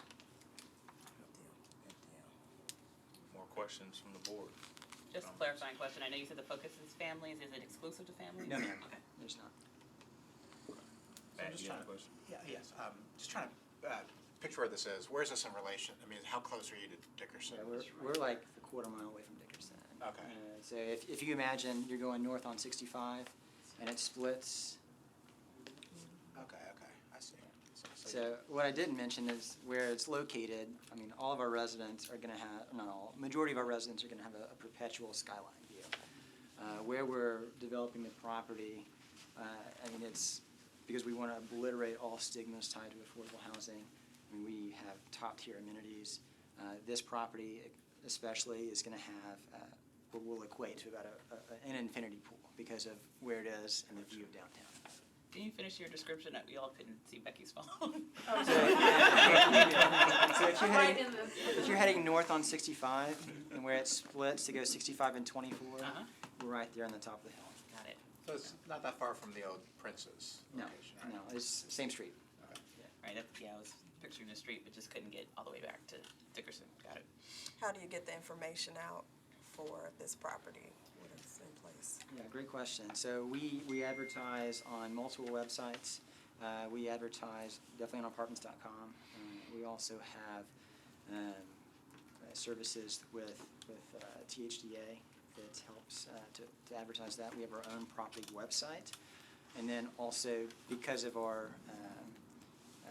property manager, they have referrals from elsewhere too. So, I mean, what we find is because of the vast need, as soon as we get a certificate of occupancy, people are moving in. It's already known. Any other questions from the board? No? Okay, so we don't have to hold a public hearing on this project for final approval, so at this time I'll accept any motions to accepting motions to move forward. So moved. All right. Second. Is there a second? Second. All right, so properly moved and seconded that we move forward with Ewing Heights final approval. All those in favor signify by saying aye. Aye. All those that oppose. Thank you, everyone. Thank you. Why did some need a public hearing and others not? Sorry to be. No issue. No, great question. All tax exempt issues through this board have to have a public hearing. Ones that are not having one today have previously had one. I got you. If their amount increases, this happened at last month's meeting, they need to come back and have a new public hearing. The IRS requires it cover the maximum amount they may borrow. So one of the remaining ones on the agenda is asking for a bit of an increase, so they have to have a new hearing. So for 12, 13, and 15, we've already done the public hearing. Right. And the property is still the same that we originally approved materially, Correct, and 16 as well. correct. And so, unless there's some reason I'm missing, I would definitely move that we roll those four into an omnibus and move on. Oh, 13. 13 through 16. And just skip, I mean, Well, we said we have to do a public hearing on 14. 14, you omitted Yeah. 14. Oh, you omitted 14. Gotcha. Okay. I mean, if people want to Okay, ask no, questions, you I can say, no, it's got you, totally I got cool you, to I stop got and ask the questions. I'm not Yeah. being pressuring here at No, all. no, I'm no. just saying that could be an option to I get was us trying out. to catch up with you, If but. there's any I think you're objection, good we here. don't do it, no. Yeah, I'm And not I'd be opposed to that. sensitive, you have a new member that maybe Right. has questions. Process. Fair enough. So 13. There was a motion though. Oh, I'm sorry. Yeah, Chris made a motion. Was there a second? I think Becky seconded it. Second, all right, so. Pending Matt's wrath? Yeah. Pending No Matt's wrath? wrath. No wrath at all. Okay. All right. So- Hearing that there's no wrath? Yeah. Okay, so Chris motioned, Becky seconded. All those in favor of the motion signify by saying aye. Aye. All right. Any opposed? Okay, all right, so we'll do 13, 15, and 16 together, and then we'll come back to 14. Okay, all right, so now we will, I will accept motions for final approval for 13, 15, and 16 together. Seeing that we've Second. already done preliminary hearings and public hearings, so we've got a motion, we've got a second. All those in favor? Aye. Aye. Any opposed? Okay, all right. So now we are left with number 14, 301 Ben Allen. Thank you. Thank you for your time. Thank you for your time. Thank you for waiting. Yeah. Yeah. All good. It happens that fast. Good afternoon, everybody. I hopefully will also be as quick as everybody else has been so far. I'm here for the Clear Blue Company for 301 Ben Allen Ridge. We are here asking for $50 million worth of tax-exempt bonds. Our property is a 238-unit development that is going to serve families who make up to 60% of AMI. It's a mix of 1, 2, and 3 bedroom units. 301 Ben Allen is located just north of Hart Lane, in between Gallatin and Dickerson. We approached the board, I believe, April of last year. A lot has obviously changed since then, and that's why we've come back. And we're continually pursuing this project. It's going to be a trail-oriented development. The amenities are going to center around the green space and trying to drive the community outside. It is a mix of 3 and 4 story buildings that kind of flow with the topography of the site. We're super excited about it, and our company owns around 4,400 units. About 1,200 of those are here in Nashville. Me and our founder, several other of our team members, live in and around this property, and so we're super excited to be able to help out our community, provide affordable housing, and hopefully continue to do so going forward.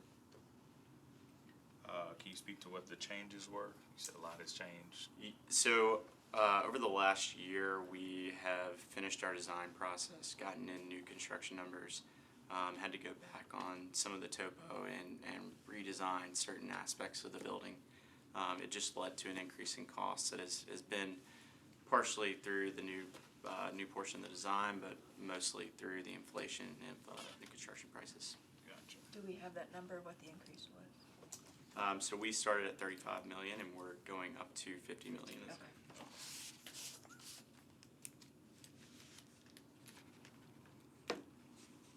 Any other questions? Yeah, go ahead. I don't have a Go question, for it. I just have a comment. And I have every intention of voting yes, but I do want to kind of point out that this project is not that far from the Ewing Heights project, which is also not that far from the Artist Lofts project. They're all within, I think, a mile and a half.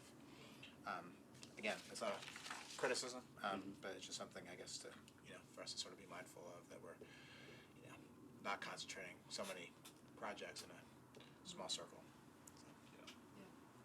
Great point.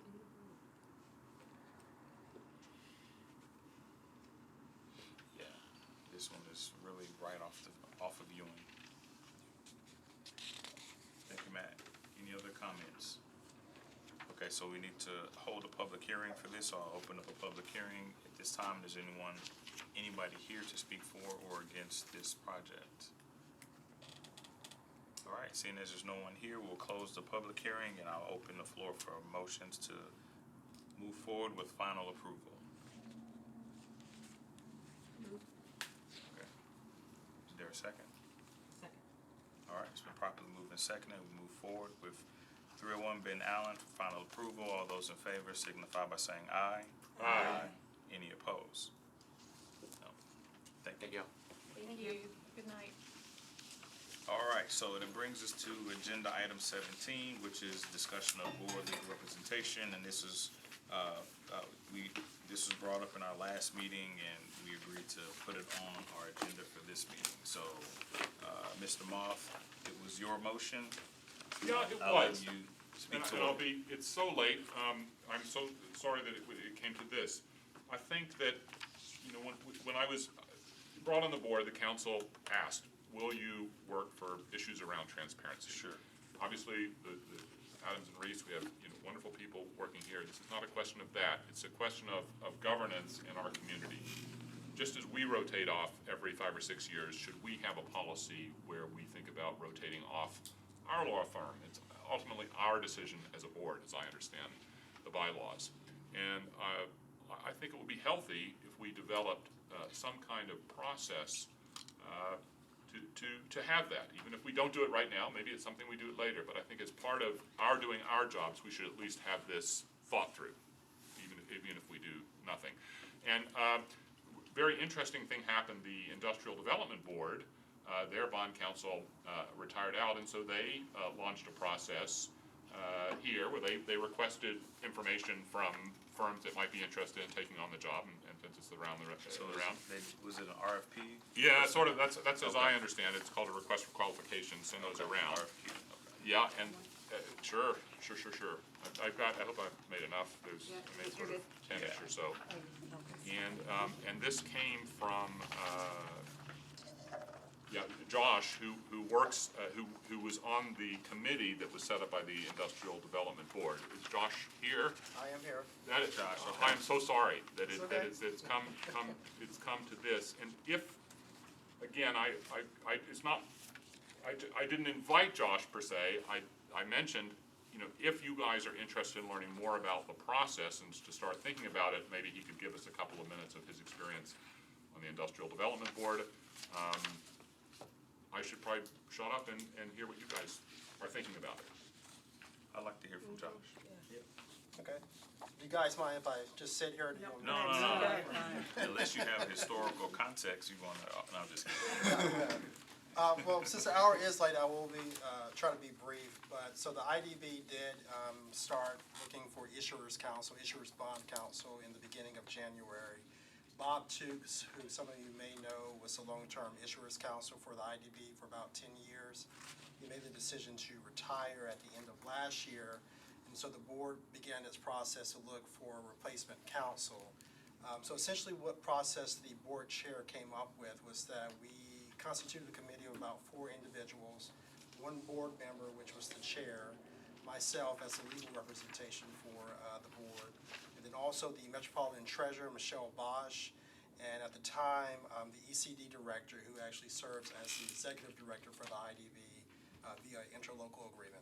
So we had a 4-member committee, and essentially we drafted the RFQ that you have in front of you, and we basically tried to find lawyers that do this type of work. As you can imagine, bond counsel work is very specialized, so it's not something that any attorney can do. If any attorney shows up and says they want to do this, they're probably committing malpractice. So we tried to identify attorneys in Tennessee that actually do this type of work. And so one of the main resources that we looked at was there's a trade organization called the National Association of Bond Lawyers, where a lot of bond attorneys are members of because it provides a lot of education and fellowship related to that type of work. And so they have a membership list that basically has all their attorneys that are listed in Tennessee or say that they practice in Tennessee. So we contacted all those attorneys.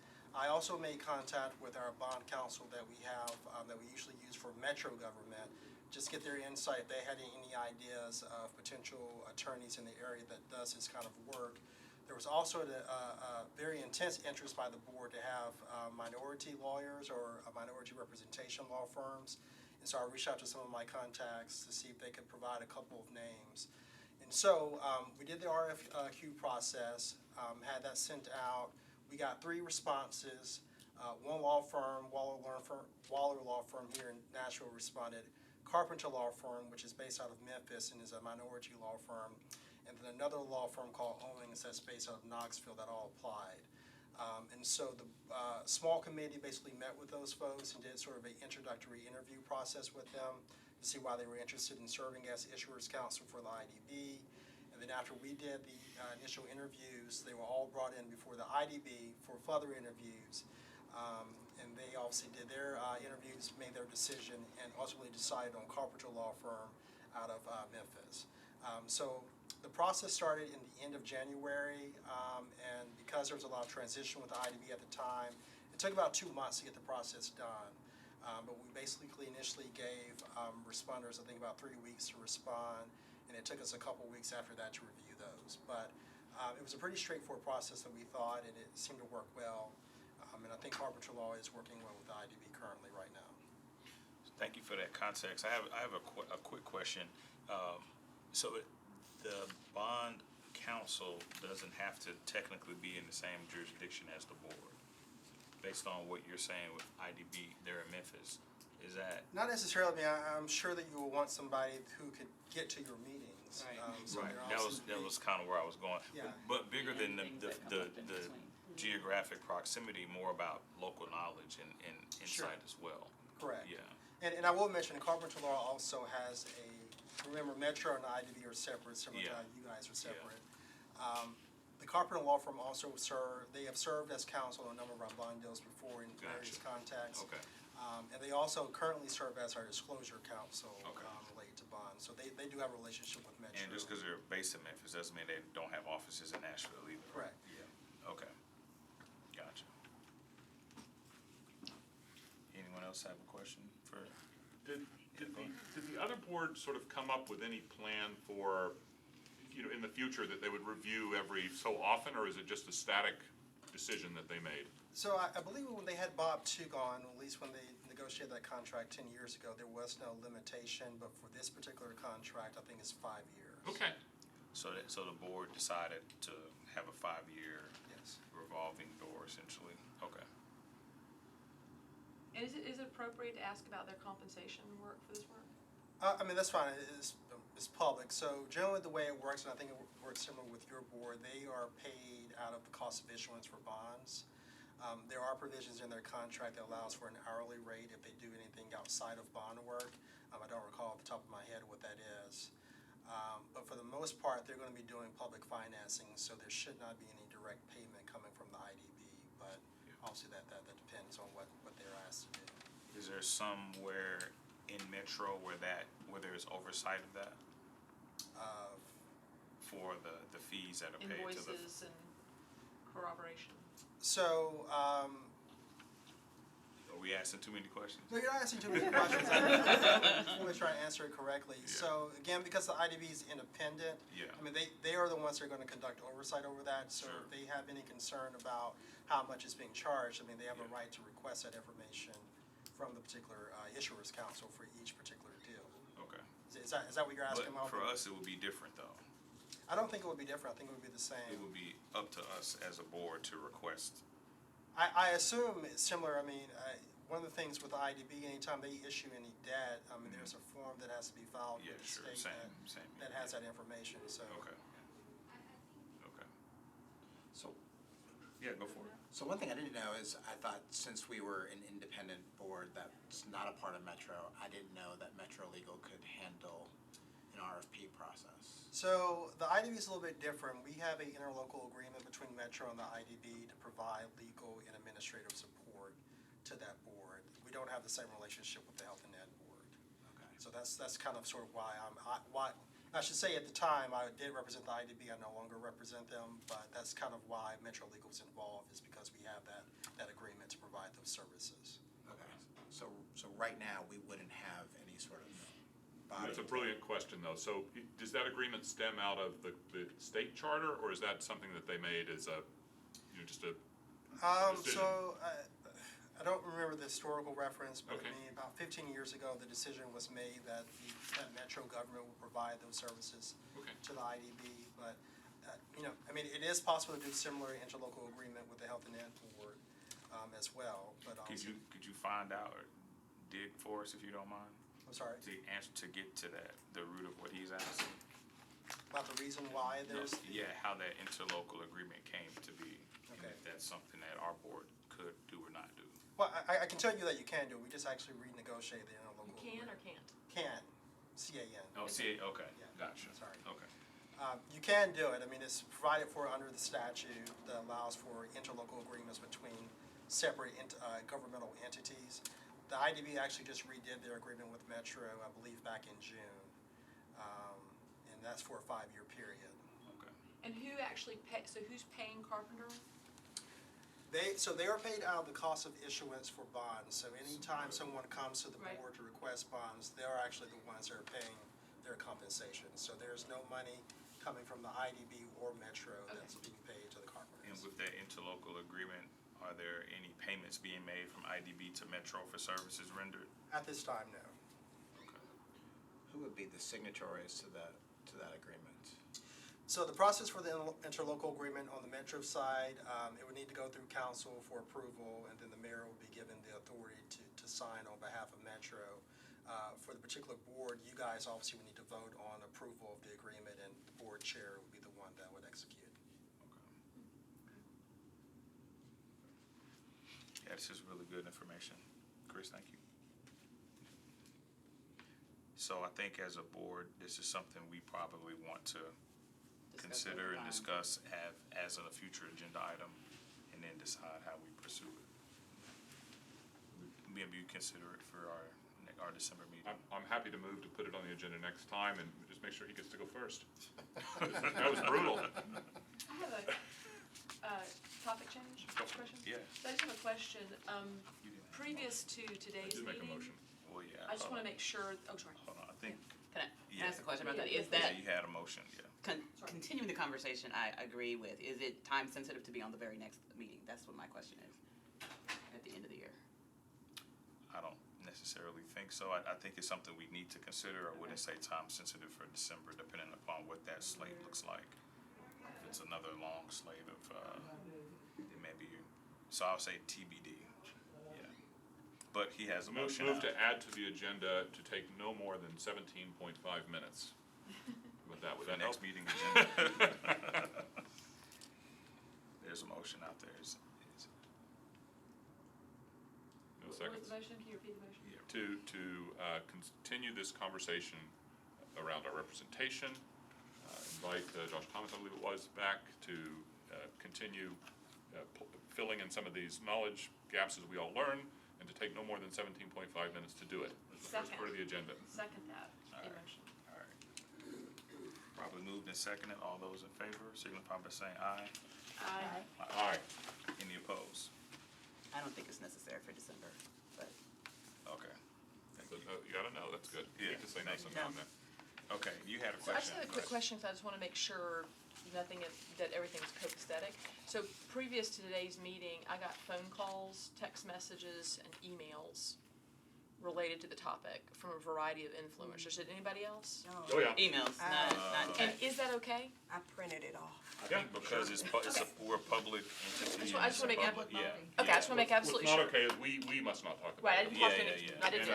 I just want to make sure also just for your benefit too. So, Yeah. so that's completely fine for a Yeah. council person or interested party to contact us, but I can't call you, Matt, and say, hey, what do you think? Right, All those right, yeah. conversations only happen. Yeah, I don't- Because last time we had the unprecedented event that the Jurantara proposal got no motion to go, Yeah. except from the chair. And so I think that set off some alarms. Yeah. I wasn't Chair. here. Oh, you mean Mr. Meyer? Mr. Meyer, yeah, which I was sort of, didn't make the motion. we should, I wasn't Yeah, here. gotcha, Okay. gotcha. Thank you. Yeah, should all send him a thank and- you for and to, great decades point, of service. Great point.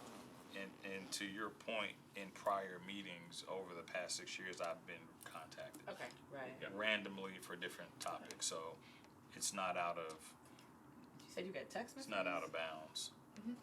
Well, yeah, Is your number public on the? Oh, from people I know. Okay, Councilman, yeah, Councilman yeah. Allen. They know who's on the board, Councilman yeah, for sure. O'Connell. yeah, Councilor, Okay. Sure. Yeah, I've had yeah, those kind I of had people reach out with this one, others in the past Yeah.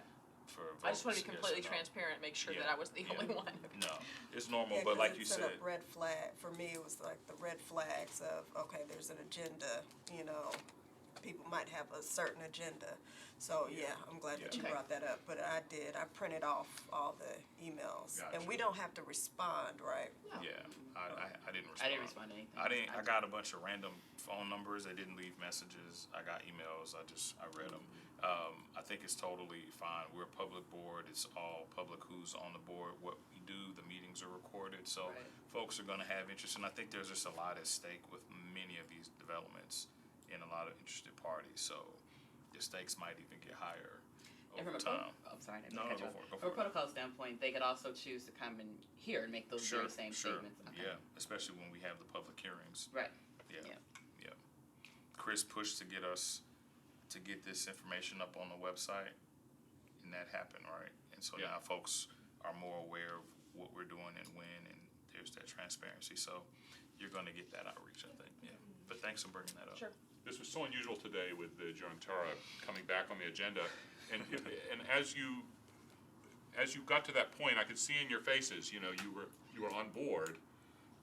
Fire. You don't need to let the meeting go another 30 minutes. I don't know why. I'm just saying that I work in parliamentary policy. It's fine to say I move approval. I call the question, right? Yeah. We can cut off debate when you feel that way. I was happy. I held out hope to the end, of course, that we might say no again, but. Yeah. I needed Seemed like time. there were a lot of though. questions. Yeah. No, it was a I thank you needed all for your time so I patience could with make sure I was my qualms. Any other comments or questions? I have a burning question about Go the for it. parking, cause I'm hoping I don't have a ticket on my car, cause I parked on the street at the meter. So tell me about this parking. Oh, Oh, under the you park in building. the garage. Oh, okay, Building, okay. Yeah. And Under then the just courthouse. say, I'm here They as give part you of the. those. You No, get- they Okay, oh, they you give pull you, the they, ticket, okay. You get a ticket and then you take one of those tickets. Alright. And that's Validate, new as of I this think, for a year. couple hours. Okay. It's our Yeah. one, it's Excited our about one, the validation. perk. Perk, yeah. Yeah. All right, hold on, we got a Yeah, call. we're not done. Is there a motion to adjourn? I move that we adjourn. Second. Second, all right, we adjourn. Thank you, Mr. Day. Great chatting with you. Formalities.